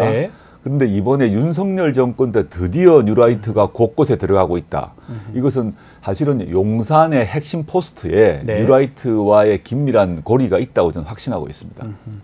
좀 일단은 철회되지 않는 이상은 광복절 기념식엔 가지 않을 것이다. 가지 않을 거고요. 저희 야6당 또는 야7당 확인해 봐야겠습니다만은 그 백범기념관에서 별도의 기념식을 가질 생각입니다. 그렇게 할 것이다.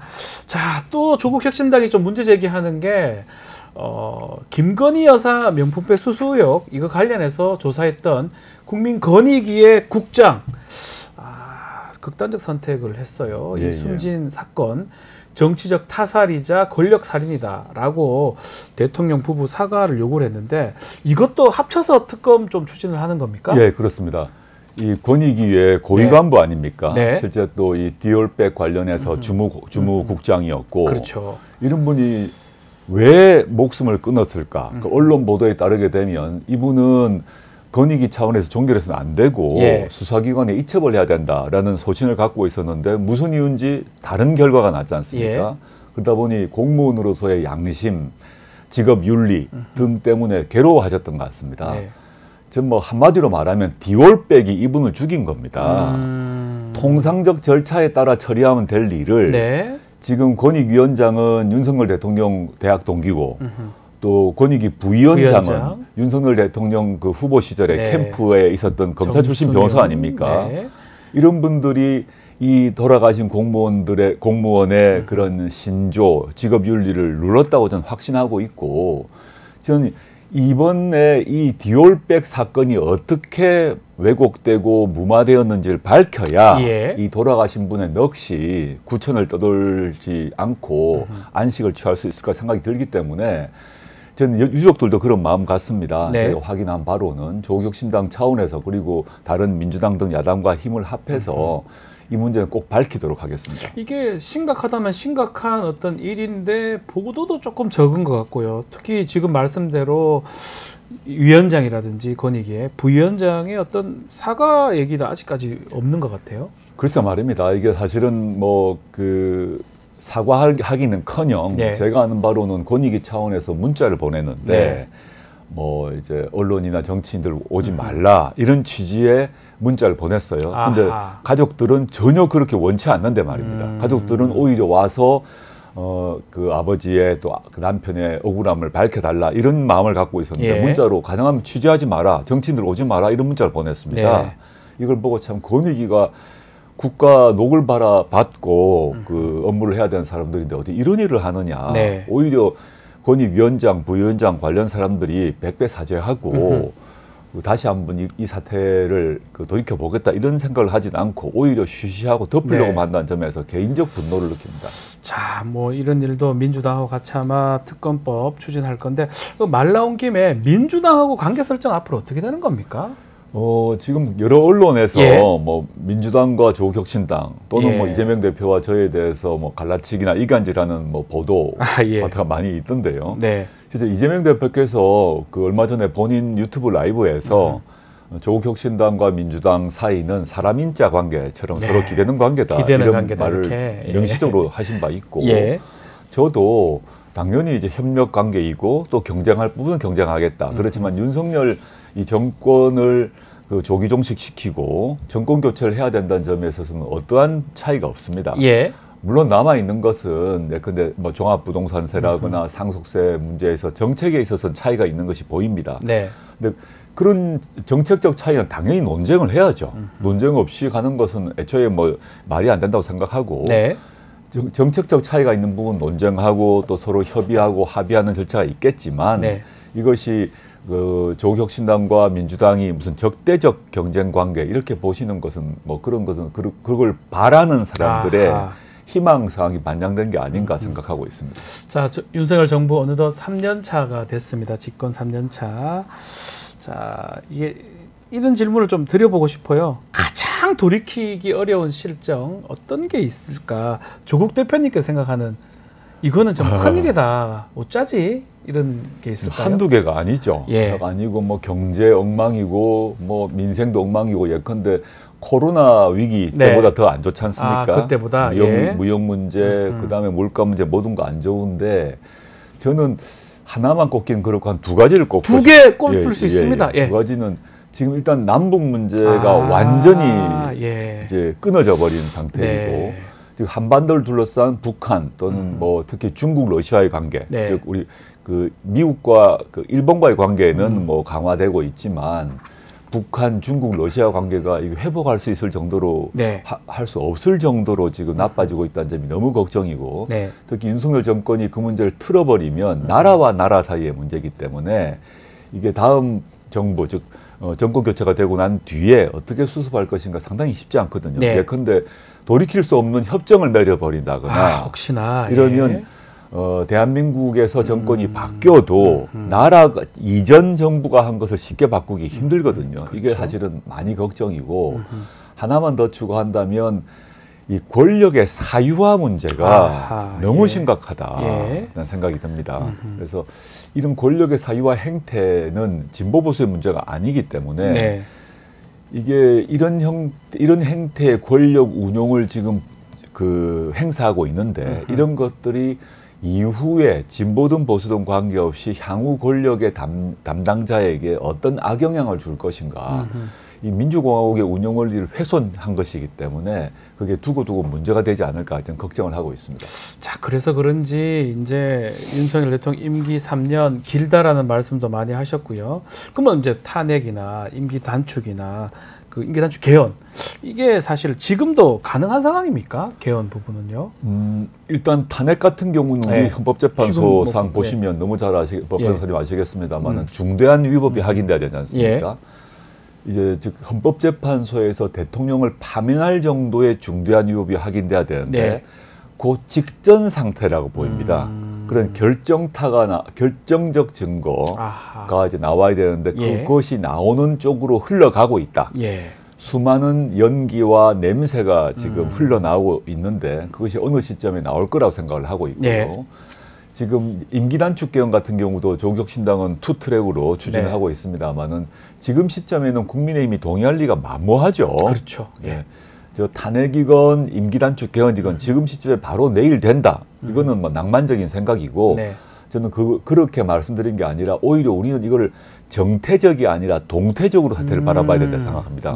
지금 시점에 되냐 안 되냐 이렇게 물을 게 아니라 지금 계속 아까 말씀하셨던 독립기념관 관장 문제부터 포함해서 국정의 요소에서 각종 문제가 터져 나오는데 이것이 쌓이면 어느 시점에 집권 세력, 여권의 균열이 발생할 것이라 봅니다. 지금 같은 균열이 실금이라면 실금이 쭉 이어지고 있는데 그 실금이 이제 크게 벌어지겠죠. 그 순간 이제 윤석열 대통령의 중대한 불법에 대한 결정적 증거가 나올 수도 있고 그다음에 그런 상황이 되게 되면 국민의힘 내부에서도 윤석열 대통령 그리고 김건희 여사를 정리해야겠다는 판단이 어느 시점에 올 것입니다. 그 시점에 탄핵 또는 개헌이 이루어지는 상황이 될 것이라고 예상하고 있습니다. 그 시점이 당장은 아니지만 동태적으로 이제 될 것이다 말씀 주셨는데 국민 여러분들이 상당히 좀 답답하신 것 같습니다. 많이 답답해하시는 4월 10일 총선 이후에 노력을 해서 표를 많이 이제 몰아줘서 그 의회 권력 구조를 바꿨지 않습니까? 근데 바로 또 뭐 되는 건 없어요. 법안 내는 족족 거부권 행사하고 하다 보니까 근데 국민 여러분께서도 좀 인내심을 가지고 좀 지켜봐 주시고 이런 권력의 균열, 윤석열 집권 세력의 각종 문제점이 폭발적으로 터져 나오는 어느 시점, 그 임계점을 향해서 나아가고 있다라는 점을 생각하시면서 좀 더 인내심을 가져주시면 좋겠습니다. 그러면 총선 결과도 우리가 봤었고 그럼에도 불구하고 반대적인 인사를 계속 임명을 하고 그럼에도 불구하고 법안에 대해서 계속 거부권을 행사하고 일각에서 독재 아니냐 이렇게 하는데 저는 궁금한 게 대표님 보시기에는 그래도 좀 더 잘하시니까요. 네, 예. 뭘 믿고 이러시는 겁니까 대통령께서? 뭐 딱 하나밖에 없죠. 뭐죠? 검찰 믿고 이런다. 네. 생각해 보시면 우리 군부 독재 정권 때 온갖 일을 했는데 뭘 믿고 그랬냐 하면 군부라는 물리력 믿고 한 거 아닙니까? 맞네요. 예. 총칼 탱크 믿고 마음대로 한 거거든요. 네네네. 지금은 이제 군부가 쿠데타할 일은 없어졌습니다. 그러면 윤석열 정권이 뭘 믿고 저러냐? 신경 안 쓴다는 겁니다. 네. 과거 군부 독재 정권이 그랬던 것처럼 자신을 지지하는 한 25%의 고정층만 믿고 그다음에 검찰이라는 물리력을 동원해가지고 반대파 제거하고 수사하고 또 뭐 3천 건 이상의 통신 조회하고 이렇게 해가지고 금압하고 압박하고 이를 통해서 이제 정권 재창출하겠다는 목표가 분명한 것 같습니다. 그래서 뭐 이재명 대표가 대표적이겠습니다만 대권 주자를 여하튼 날려버리면 아무리 우리가 의석수가 모자란다 하더라도 야권이 유력한 대권 주자를 넣고 나면 그럼 우리가 이기는 거 아니야? 요 생각 하나밖에 없습니다. 구속시키고 제거해버린다. 정치적으로. 뭐 민생, 경제 이런 거 우리가 좀 실수한다 하더라도 또 능력이 없다고 하더라도 뭐 뉴라이트를 임명한다 하더라도 정권 교체를 할 수 있는 가장 유력한 야권의 주자들을 없애버리고 나면 결국 우리가 하는 거 아니야? 요 생각밖에 없고 따라서 과거 군부 정권이 총칼로 또 물리력으로 야권을 금압을 시키고 억압을 했다면 지금은 검찰을 위시한 각종 수사 권력으로 똑같은 행동을 하고 있다고 봅니다. 알겠습니다. 자, 조국 혁신당 1호 법안이 압수영장 특례법입니다. 그렇지만 경찰이나 이 국가기관이 반대 의견을 또 국회에 해신했는데 이게 특례법, 압수영장 특례법이 뭔지 또 검찰, 경찰의 반대 의견 해신 어떻게 보셨는지 말씀 좀 해주십시오. 이제 그 제가 개인적으로 이걸 냈던 그 법안이고 개인 법안 발의했던 법안입니까? 개인 물론 이제 그 저희 의원님들이 공동으로 이름 올려주셨습니다만 법안 자체는 제가 전공이 원래 형사소송법이다 보니까 제가 직접 관여했던 법안이고요.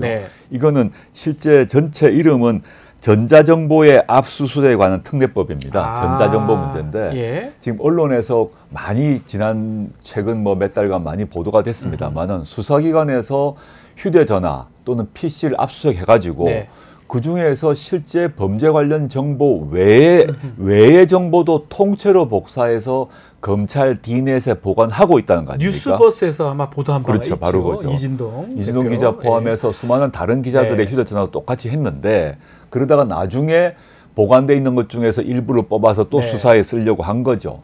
이건 절대 안 된다. 이건 영장주의 위반이기 때문에 안 된다는 것을 분명히 하기 위해서 특례법을 만들었고 지금 보면 검찰에서 그 뭐 전문 용어입니다만은 검색을 하고 수색하고 검증만 하는 게 아니라 통째로 압수 해 가지 않습니까? 예, 맞습니다. 보는 것이 아니라 통째로 가져가 버려요. 그렇죠.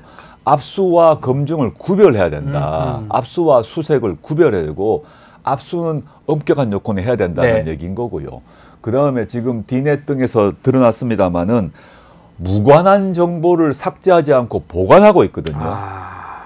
범죄 혐의와 무관한 정보, 영장이 없었던 정보는 삭제를 해야 되는데 그걸 반드시 삭제하도록 하고 그 어기게 되면 처벌하는 조항이 있고 그 다음에 이 전자정보 같은 경우는 우리 통상의 뭐 집에 있는 뭐 집에 서랍에 있다 뭐 책상에 있는 그런 정보보다 훨씬 내밀한 정보가 있고 양에 있어서 엄청난 양이 있는데 이런 경우를 압수수색하려면 전자정보를 압수수색하려면 사전 신문 제도가 있어야 되는 거 아니냐라는 취지의 그 법안을 만들어냈는데 수사기관이 다 반대를 하더라고요. 저는 지금 이게 수사 편의주의의 극치다. 지금 우리나라 국민들이 갖고 있는 자기 개인정보에 대한 민감성 이거에 대해서 고려를 하지 못하고 있고 지금까지 수사기관이 그냥 수사 편의에 따라서 해왔던 휴대전화, PC 압수수색 그걸 통한 정보 보관 이 문제에 대해서 경각심을 좀 가져야 한다고 생각하고 있습니다.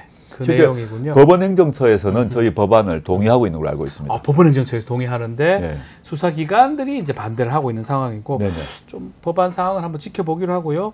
또 사회권 선진국 구상 이게 지난달에 발표를 했는데 이것도 뭐 알듯 말듯해서 네. 우리 시청자들을 위해서 설명을 좀 해주시면 좋을 것 같습니다. 이 사회권이란 말이 네. 그 법률가들은 잘 아는 말입니다만 네. 국민들 입장에서 조금 어려운 말은 그렇죠. 사실입니다. 그런데 이 사회권이란 말을 지난 총선 기간에 당시에 한동훈 비대위원장이 뭐 사회주의권이라는 말도 안 되는 빨갱이 공세를 해서 제가 허탈을 했는데 유엔에서 채택하고 우리나라가 가입한 사회권 규약에 있는 그 사회권이란 점 먼저 말씀드리고 좀 쉬운 말로 하게 되면 이게 민생권입니다. 민생권. 그래서 주거 문제, 의료 문제, 보육 문제, 노동 문제 이런 문제를 우리의 권리의 문제로 우리가 인식을 해야 된다. 네. 지금까지는 나라가 국가가 국민들에게 혜택을 주는 문제라면 지금 이런 문제를 이제 다른 그 복지국가 수준으로 권리의 문제로 인식을 해야 되고 권리 수준으로 보장해 줘야 된다. 이게 저희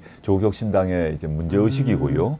그거를 지금 주거권부터 시작해서 한 8개의 사회권, 민생권을 분류를 했고 연말까지 매달 한 권리씩 정리를 해 나가고 있습니다. 정리가 되면 보다 국민 여러분께 더 상세히 그리고 좀 쉬운 용어로 설명드릴 기회가 있을 것 같습니다. 지금 말씀하신 것처럼 민생 얘기를 하시긴 하시지만 상대적으로 검찰이나 이런 데는 이 조국혁신당이 목소리를 많이 내는데 민생은 조금 약하다 이런 평가도 있는 것 같습니다. 예, 그건 뭐 평가를 제가 많이 들었고요. 실제 저희가 하고 있는 활동에 보게 되면 한 축은 검찰 독재 정권 조기 종식이고 한 축은 민생 선진국인데 언론에서는 후자, 즉 민생 선진국, 사회권 선진국 얘기를 별로 안 써주세요.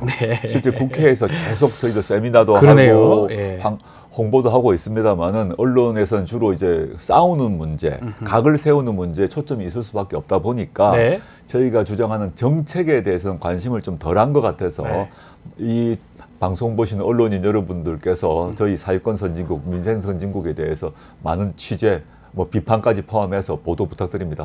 알겠습니다.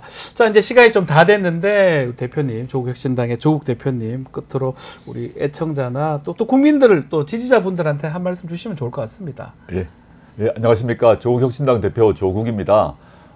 저희가 2월 13일 날 창당 선언하고 3월 3일 창당을 해서 4월 10일 날 총선에서 소기의 성과를 거뒀습니다. 아주 짧은 기간 내에 창당하고 선거 치렀기 때문에 저희가 부족한 게 참 많습니다. 또 국민 여러분들께서도 저희에 대해서 많은 비판적인 의견, 조언 많이 주시는데 저희가 작은 정당이긴 하지만 윤석열 정권과 싸우고 그리고 민생을 살린다는 그 의지만큼은 어느 정당보다도 더 높고 강하다고 생각하고 있습니다. 저희 부족한 게 많지만 좀 지켜봐 주시고 많은 성원 부탁드립니다. 감사합니다. 네, 감사합니다. 자, 진보의 세빙선 조국혁신당 대표와 오늘 말씀 나눴습니다. 오늘 말씀 감사합니다. 네, 고맙습니다. 네. 자, 오늘 마무리를 좀 해야 될 것 같은데요. 자, 내일 방송도 좀 소개를 좀 해드리겠습니다. 내일은 김병주 더불어민주당 최고위원 후보하고 대담이 준비되어 있고요. 또 최진봉 교수님의 수 잃는 남자, 또 김철근, 또 현근택 두 사람의 이슈 화합이 준비되어 있습니다. 자, 이어서 뉴스 인사 프라임이 진행이 되니까요. 오늘 서초의 봄이 준비되어 있는데요. 더 재밌고 은밀한 얘기 지금부터입니다. 조금만 더 기다려주시고 잠시 후에 뵙겠습니다. 감사합니다.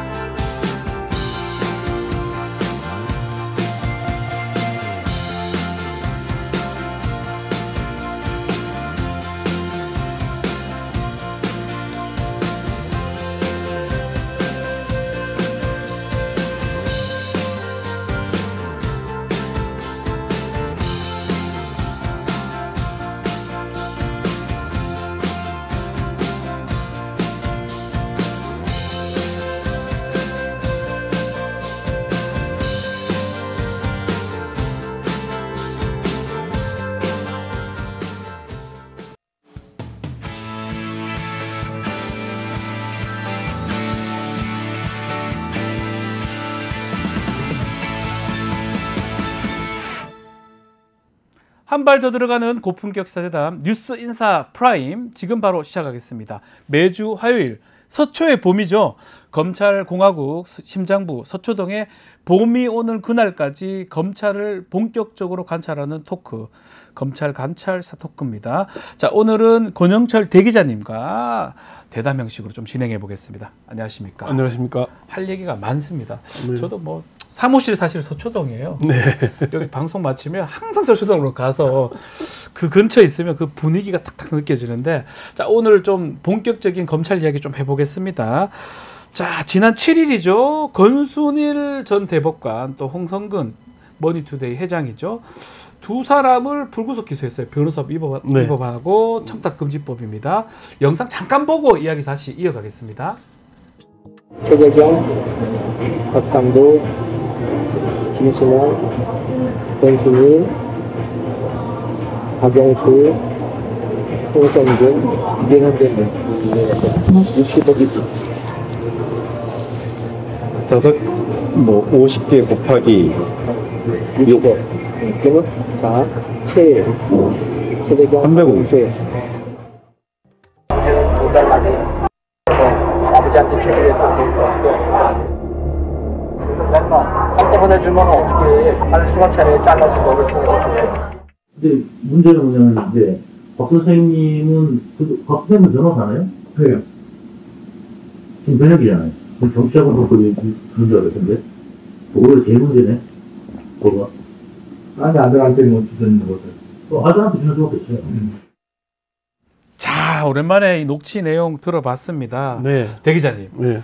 그때 중요한 거는 그 6명 거론되고 50억 클럽 그러고 이랬는데, 또 재판 거래 이런 얘기도 있었는데 뭐 이상한 것만 기소가 된 것 같아요. 기소했다는 보도를 보면서 저는 이게 뭐지 하는 그런 느낌이 먼저 왔어요. 예. 권순일 대법관이 문제가 됐던 건 일단 50억 클럽 명단에 예. 들어갔는데, 그럼 실제로 50억이 건너갔느냐. 예. 근데 어쨌건 검찰 수사에서 50억이 건너갔다는 건 확인은 안 된 것 같고요. 돈 흐르면서 50억이 실제 갔던 사람은 곽상도 전 의원, 네. 그리고 홍순건 네. 그 머니투데이 회장이 두 사람한테는 50억이 갔었어요. 예.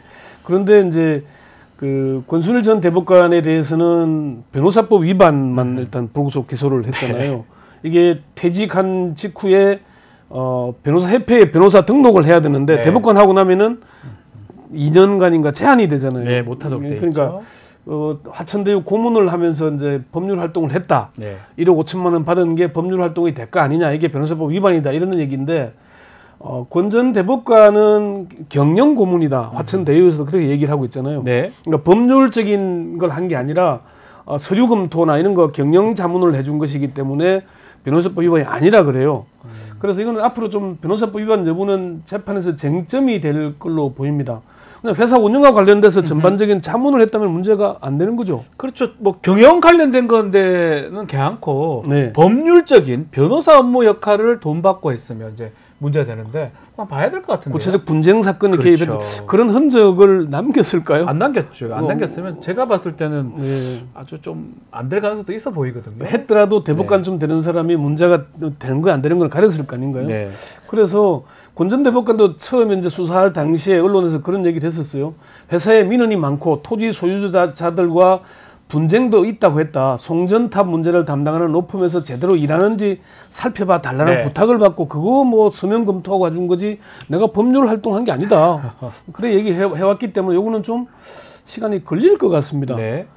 이 사건 핵심은 사실은 50억 제공과 관련된 재판 거래. 아니 그러니까 그 얘기는 다 빠져버리고 변호사 비번이야. 아무나 뭐 나중에 안 되면 그거라도 하면 되는 건데 우리가 눈여겨봤던 부분은 아니 곽상도 전 의원 같은 경우는 아들 통해서 줬잖아요. 찾아내야 되는 거 아니에요, 50억? 50억은 뭐 아들 계좌에 들어가 있고 이미 저 검찰이 지금 아마 압류하고 있을 겁니다. 네네. 있는데 세금이 벌써 절반은 나갔잖아요. 네. 근데 50억 그것도 저 여기 아까 저 두 사람 세 사람 얘기하는데 나오지만은 네. 어떻게 취급하는가에 대해서도 고민을 하잖아요. 그러니까요. 현역 정치인이니까 아들을 통해서 줄 수밖에 없다. 그건 나중에 뭐 기록들을 보면은 그런 세부적인 고민들을 얘기를 해요. 그렇다면 예. 이 권순일 대법관한테도 갔을 가능성도 있고 그런 수사를 좀 많이 해가지고 이렇게 했었어야 되는데 이 시간이 2년하고도 11개월이 지난 상태에서. 근데 실제로 예. 그 지금 권순일 전 대법관에 대해서 의심을 가졌던 게 그 대법원 전원 합의체 판결에서 이재명 전 경기도지사 시절에 봐줬다는 거잖아요. 그렇죠. 재판 거래의 의혹이 있다는 거 얘기인데, 근데 가만히 생각해 보십시오. 대법원 그것도 전원 합의체면은 우리나라의 최고 재판소의 최고 결정이잖아요. 여기에서 재판 거래 관련 얘기가 있었다. 그 법원이 영장을 내주겠어요? 못 내죠. 의심만 하는 거죠. 그리고 그게 기록으로 남아 있을 리가 없는 거 아닙니까? 그러니까 이거는 검찰이 애초에 이걸 정말 밝혀내기 위해서 하는 건지 아니면은 여론을 끌고 가서 이런 의혹도 있다, 이런 문제가 있는 거다라고 하기 위한 것인지, 거기에 대해서는 저는 잘 모르겠어요. 자관 검찰이 그 권 전 대법관에 대해서 재판 연구관 보고서가 있는데, 그게 무죄 취지의 보고서인데 이게 그 검찰 대법원 내무망에 등록도 안 됐다, 이런 얘기가 있었거든요. 그래서 검찰이 이걸 확보하기 위해서 압수수색 영장을 청구했는데, 세 차례인가 청구했는데 다 기각이 됐어요. 다 기각됐어요. 법원을 안 해주겠죠. 그런데 그 내용이 좀 우리가 생각해보다시피 그걸 해주게 되면은 대부분이 어떻게 되는 거예요, 이게. 그러니까. 이 영장은 안 내줄 건데, 그럼 검찰이 수사를 하는 의도가 뭐냐? 대부분을 압박하는 용이냐? 아니면은 여론 재판용이냐? 이걸 좀 잘 고민해봐야 되는 것 같고요. 그리고 홍성근. 검찰 관계자들은 일단 김만배 씨 진술이 관건이다. 부분적 의혹이 해소될 때까지 계속 수사한다고 얘기를 했지만은 더 이상 진전은 없겠죠. 그러니까 그게 경영 고문으로, 경영 자문으로 한 거면은 변호사 위반도 꼭 유죄가 나온다는 보장도 없잖아요. 저는 뭐 안 될 것 같다고 생각이 많이 들어요. 그 부분이 있고, 아까 말씀하신 대로 이제 홍성근 몰입수의 해자, 이 청탁금지법 위반으로 이것도 사실은 문제가 그 돈이 아들들 2명한테 나눠서 갔잖아요. 그러면 곽상도 전 의원 사례 때 저 사람들이 논의하는 거 우리가 좀 전에 들어봤잖아요. 현역이니까 둘러서 주자. 아들한테 줘야 한다. 언론한테도 줘도 나중에 문제가 될 수 있다. 배임 수재, 배임 정죄가 될 수 있잖아요. 그래서 그런 거를 다 법률적인 검토하고 고민해서 주는 거 아닌가. 그런데 수사가 시작되면서 이 돈이 다시 돈을 갚았단 말이에요. 네, 맞습니다. 그럼 정말 이게 그 이자만 탕감해 준 건지, 원래는 50억을 주려고 했는데 이거를 수사하니까 돌려준 건지, 이 부분에 대한 수사가 없는 것 같은데. 검찰 내 진술 조서를 보면은요, 검찰이 그 정말 준비를 탄탄하게 준비해서 여러 각도로 따져야 되잖아요. 김만배가 아니라고 하면 그냥 넘어가요.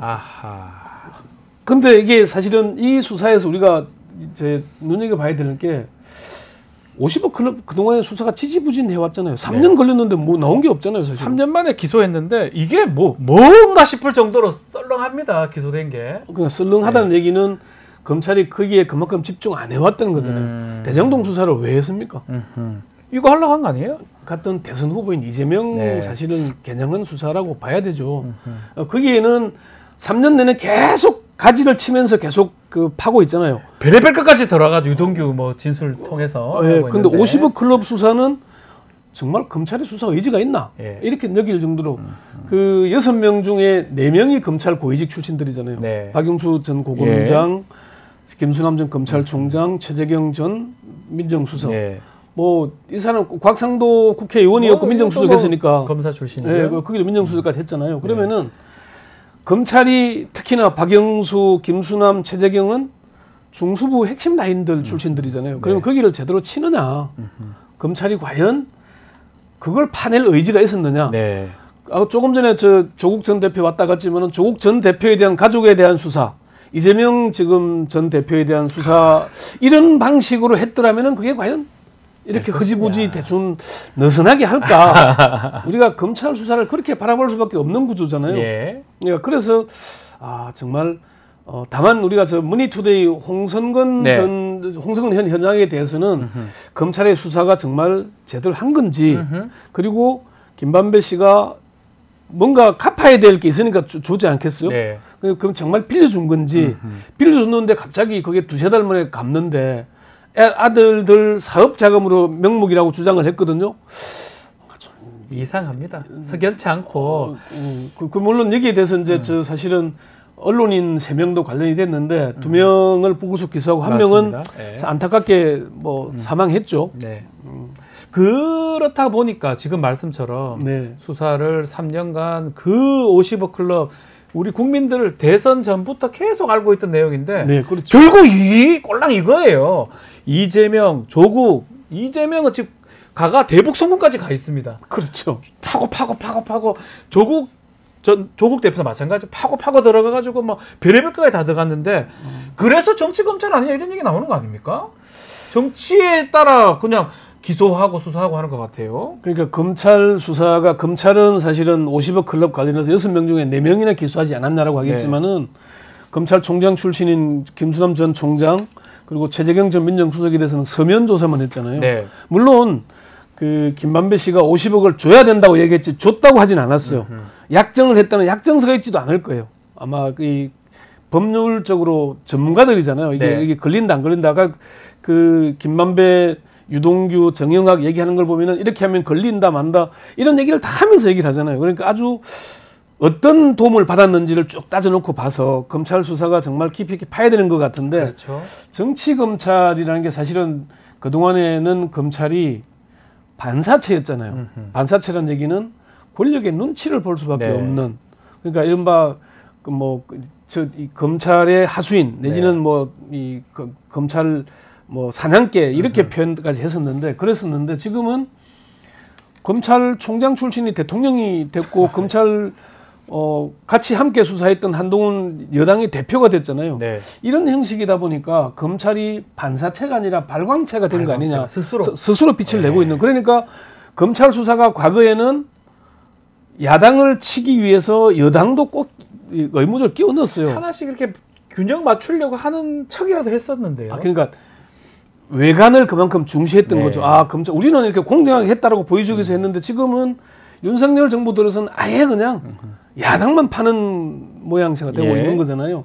그래서 정치 검찰 아니냐는 그런 얘기를 할 수밖에 없는 것이고 네. 검찰이 스스로 그리고 수사하는 방식을 보면은 과거에 그 검찰총장들이 하면은 특수수사는 외과수사와 같아야 한다. 네. 환부만 도려내야 된다 그러는데 지금은 몸 전체를 수술하는 꼴이잖아요. 네. 그래서 이런 방식에 대해서 국민적 지탄이 많은 게 사실이죠.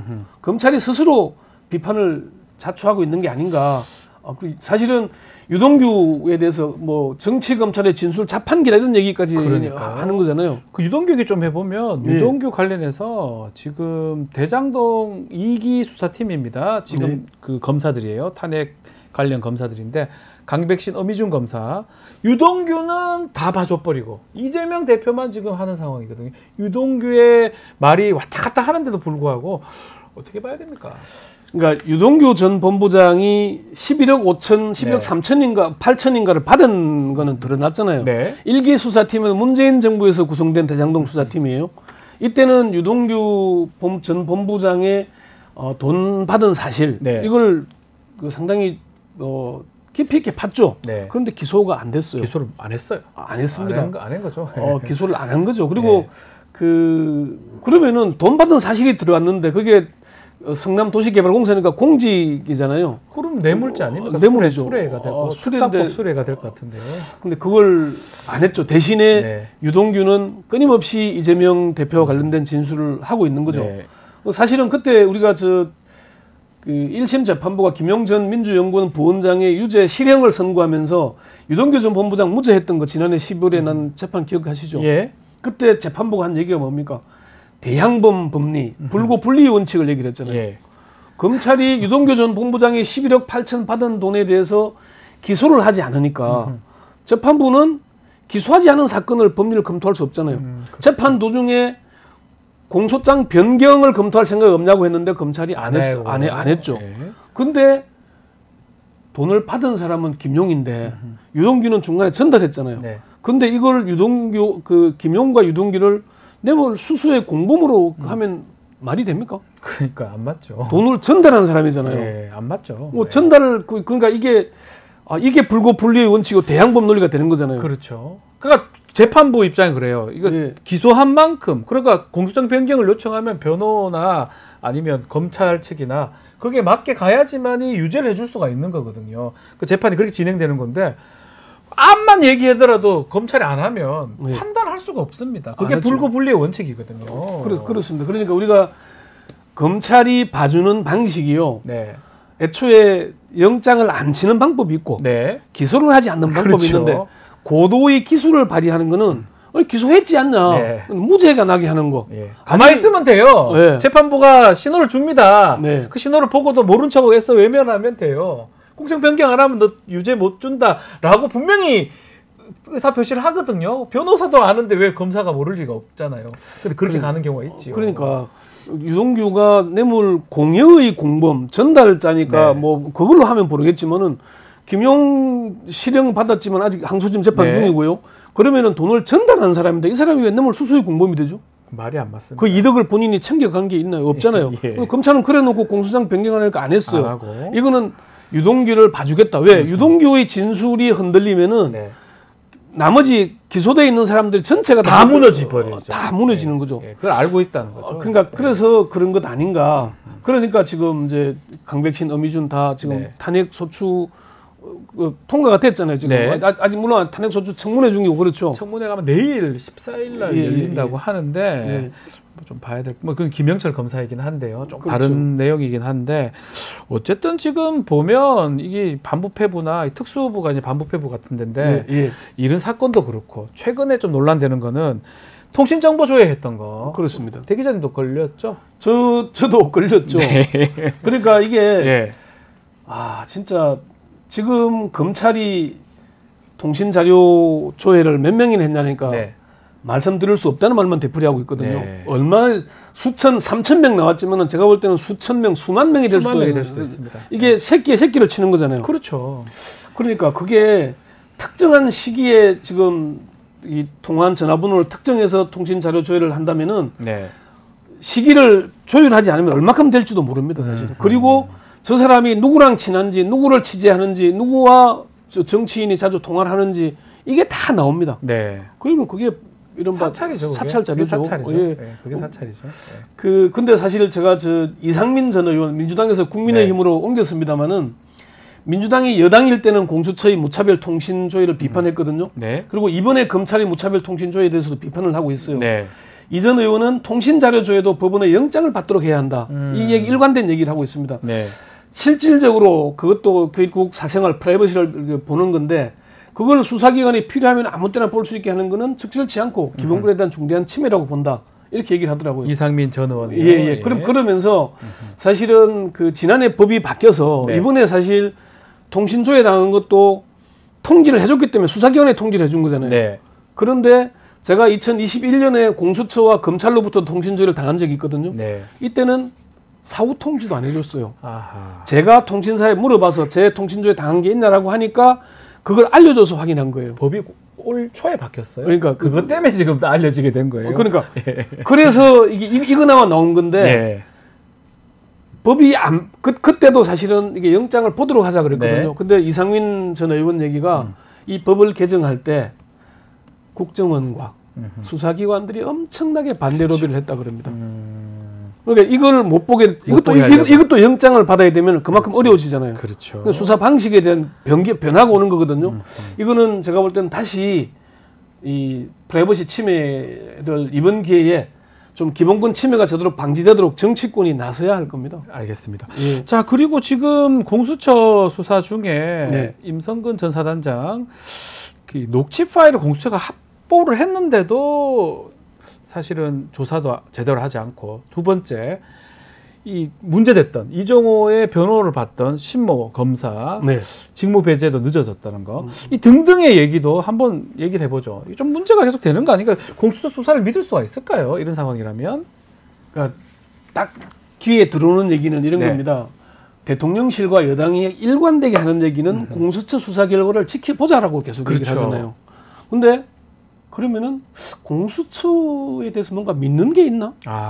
이런 의심이 먼저 들지 않습니까? 처음부터 그런 생각이 들었는데 공수처는 또 잘하고 있다고 저는 생각이 들었었거든요. 공수처가 나름 뭐 하고 있는 거는 사실인데 네.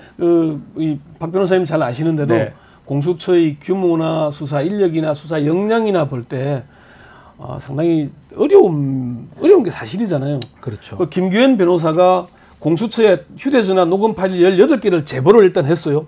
그럼 제보를 받으면은 이게 재판에 들어갔을 때 증거가 되려면 원본 파일을 확보해야 되잖아요. 해야 되는데 왜 그거를 안 하고 있죠. 지금 이종호 씨에 대해서도 아직 휴대전화 조사를 했는지도 모르겠어요. 휴대전화 벌써 확보해가지고 이종호를 신병을 신병 아니라도 최소한 휴대전화를 확보했으면 다 해결될 문제이거든요, 사실은. 그러니까 김기현 변호사가 공수처에 제보한 게 이종호 씨하고 통화한 거, 그리고 그 경호처 출신 송모 씨하고 통화한 내용들이잖아요. 그럼 이것들 원본을 확보해야 이게 나중에 재판에 갔을 때 증거가 되는 거잖아요. 근데 지금 그걸 안 하고 있는 거예요. 기본을 안 했어요. 기본을 안 하고 있어서 과연 저 공수처 수사하는 방식을 믿을 수 있는가? 이미 제출 요구도 안 하고 있는 거예요. 그게 뭐냐?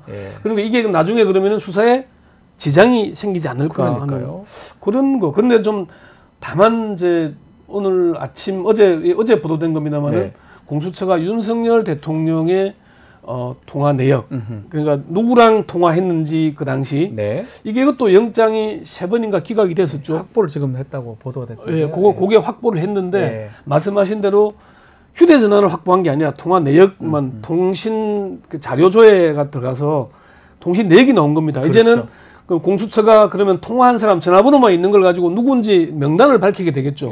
그러면 윤석열 대통령이 확보된 자료는 7월부터 9월까지 지난해 7월부터 9월 사이 3개월이라 그래요. 최상병 사건 그 당시 수사해요. 당시. 근데 사실은 누구랑 전화한 거면 이게 국정을 위해서 다 했다. 가령 뭐 국가안보실 사람과 통화했으면은 당시에 이런 문제를 했다라고 주장하면은 그걸 뒤엎을 건 없잖아요. 그렇죠. 결국은 그 휴대전화를 확보해야 되는데 휴대전화 확보가 쉽지는 않죠. 현직 대통령은 또 소추 대상이 아니니까 그런 논란이 있는 것 같습니다. 알겠습니다. 자, 좀 지켜보기로 하고요. 자, 윤석열 대통령의 지금 검찰총장 지명 부분도 좀 다뤄봐야 될 것 같습니다. 자, 이원석 총장 9월달 임기 만료인데 좀 빨리 심우정 후보자를 지명을 했습니다. 조금 빨리 했던 것도 그렇고 눈에 띄는 거는 이 심우정 어떤 사람인지 어떤 인물인가요? 그 기획통이죠. 기획통. 특수통이 아닌가요? 특수수사와는 거리가 먼 사람입니다. 심대평 전 충남지사의 아들 장남이죠. 유명하고요. 지금 주로 보면은 법무부 형사기획과장, 검찰과장, 기획조정실장, 대검 차장을 하긴 했습니다만은 요직을 두루 거치긴 했죠. 윤 대통령이 서울중앙지검장으로 처음 갈 때 그 이전의 형사 일부 부장이었어요. 그러니까 잠깐 겹친 적은 있는데 직접 이렇게 특수통이 아니다 보니까 같은 부서에서 근무하거나 한 적은 없고요. 오히려 지금 민정수석하고 있는 김주현 수석과는 아주 가깝죠. 검찰국장 시절에 검찰과장도 했고 대검에서도 같이 근무했고 아주 그 인연이 깊습니다. 깊은 관계인 거고 그 부분만 우리가 좀 보면 될 것 같습니다.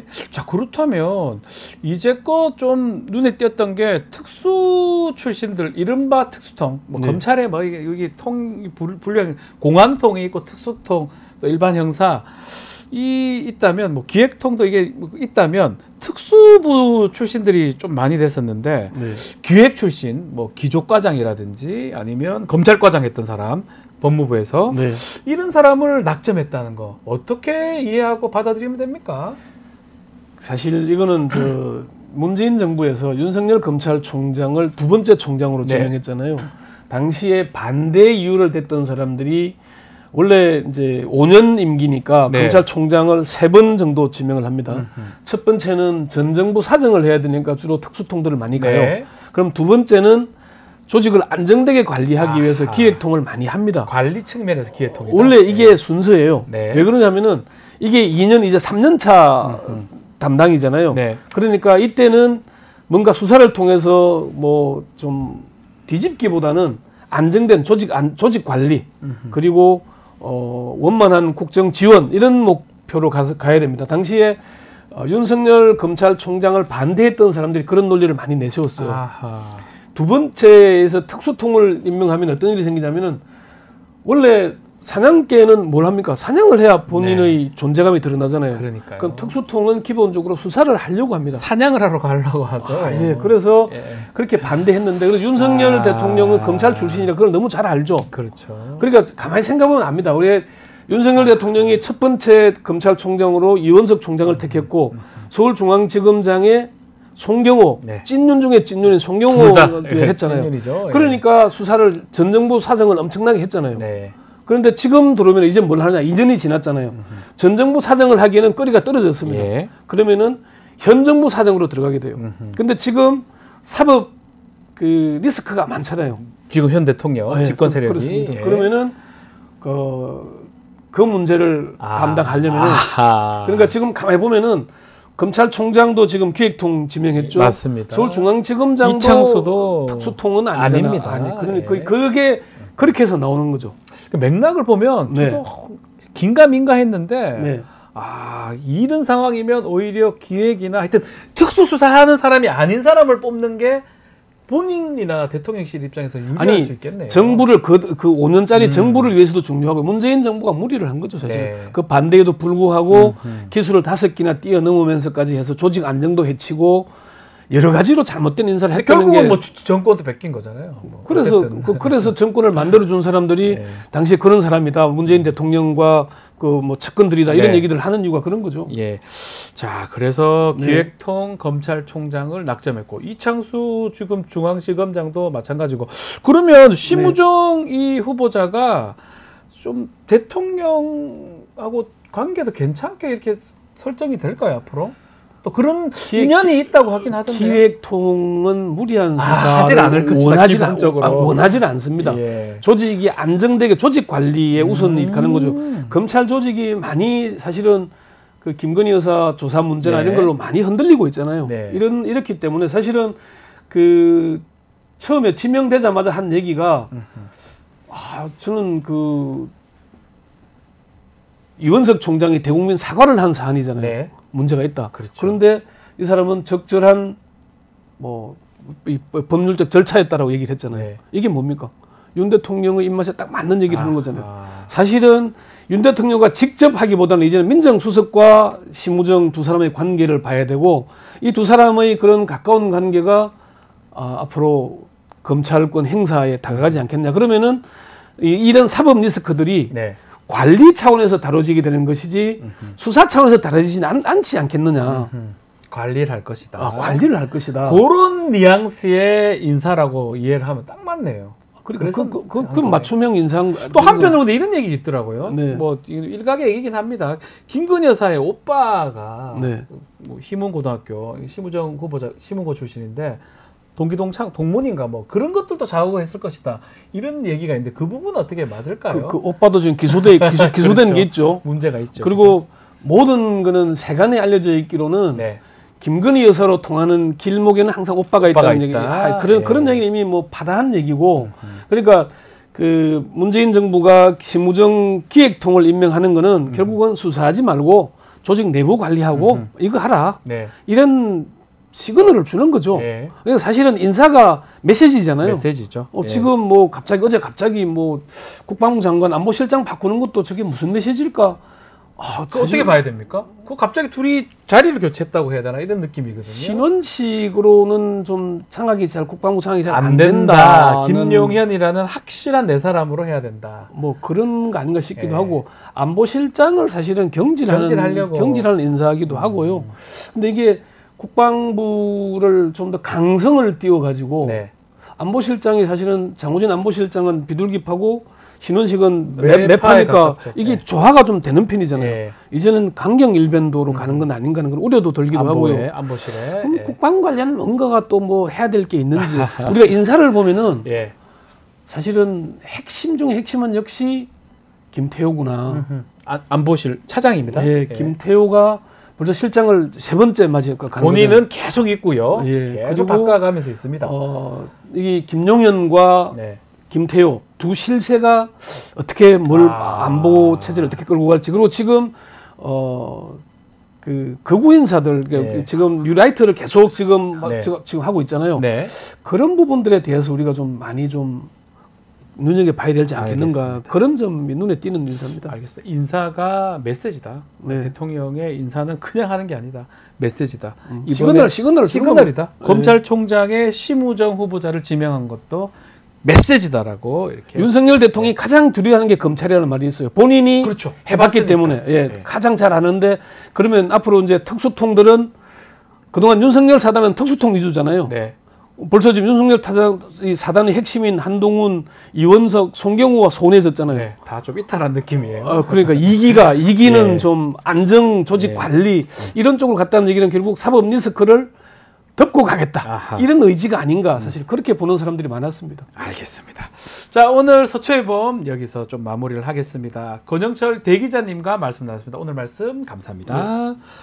자, 뉴스이사 프라임 여기서 마무리하겠습니다. 유튜브 멤버십 회원에게만 우선 제공이 되고 당일 저녁 일반에게 공개가 됩니다. 회원 가입 방법 게시판 통해서 확인 가능합니다. 많은 관심 부탁드리겠습니다. 저는 내일 아침에 다시 찾아오겠습니다. 고맙습니다.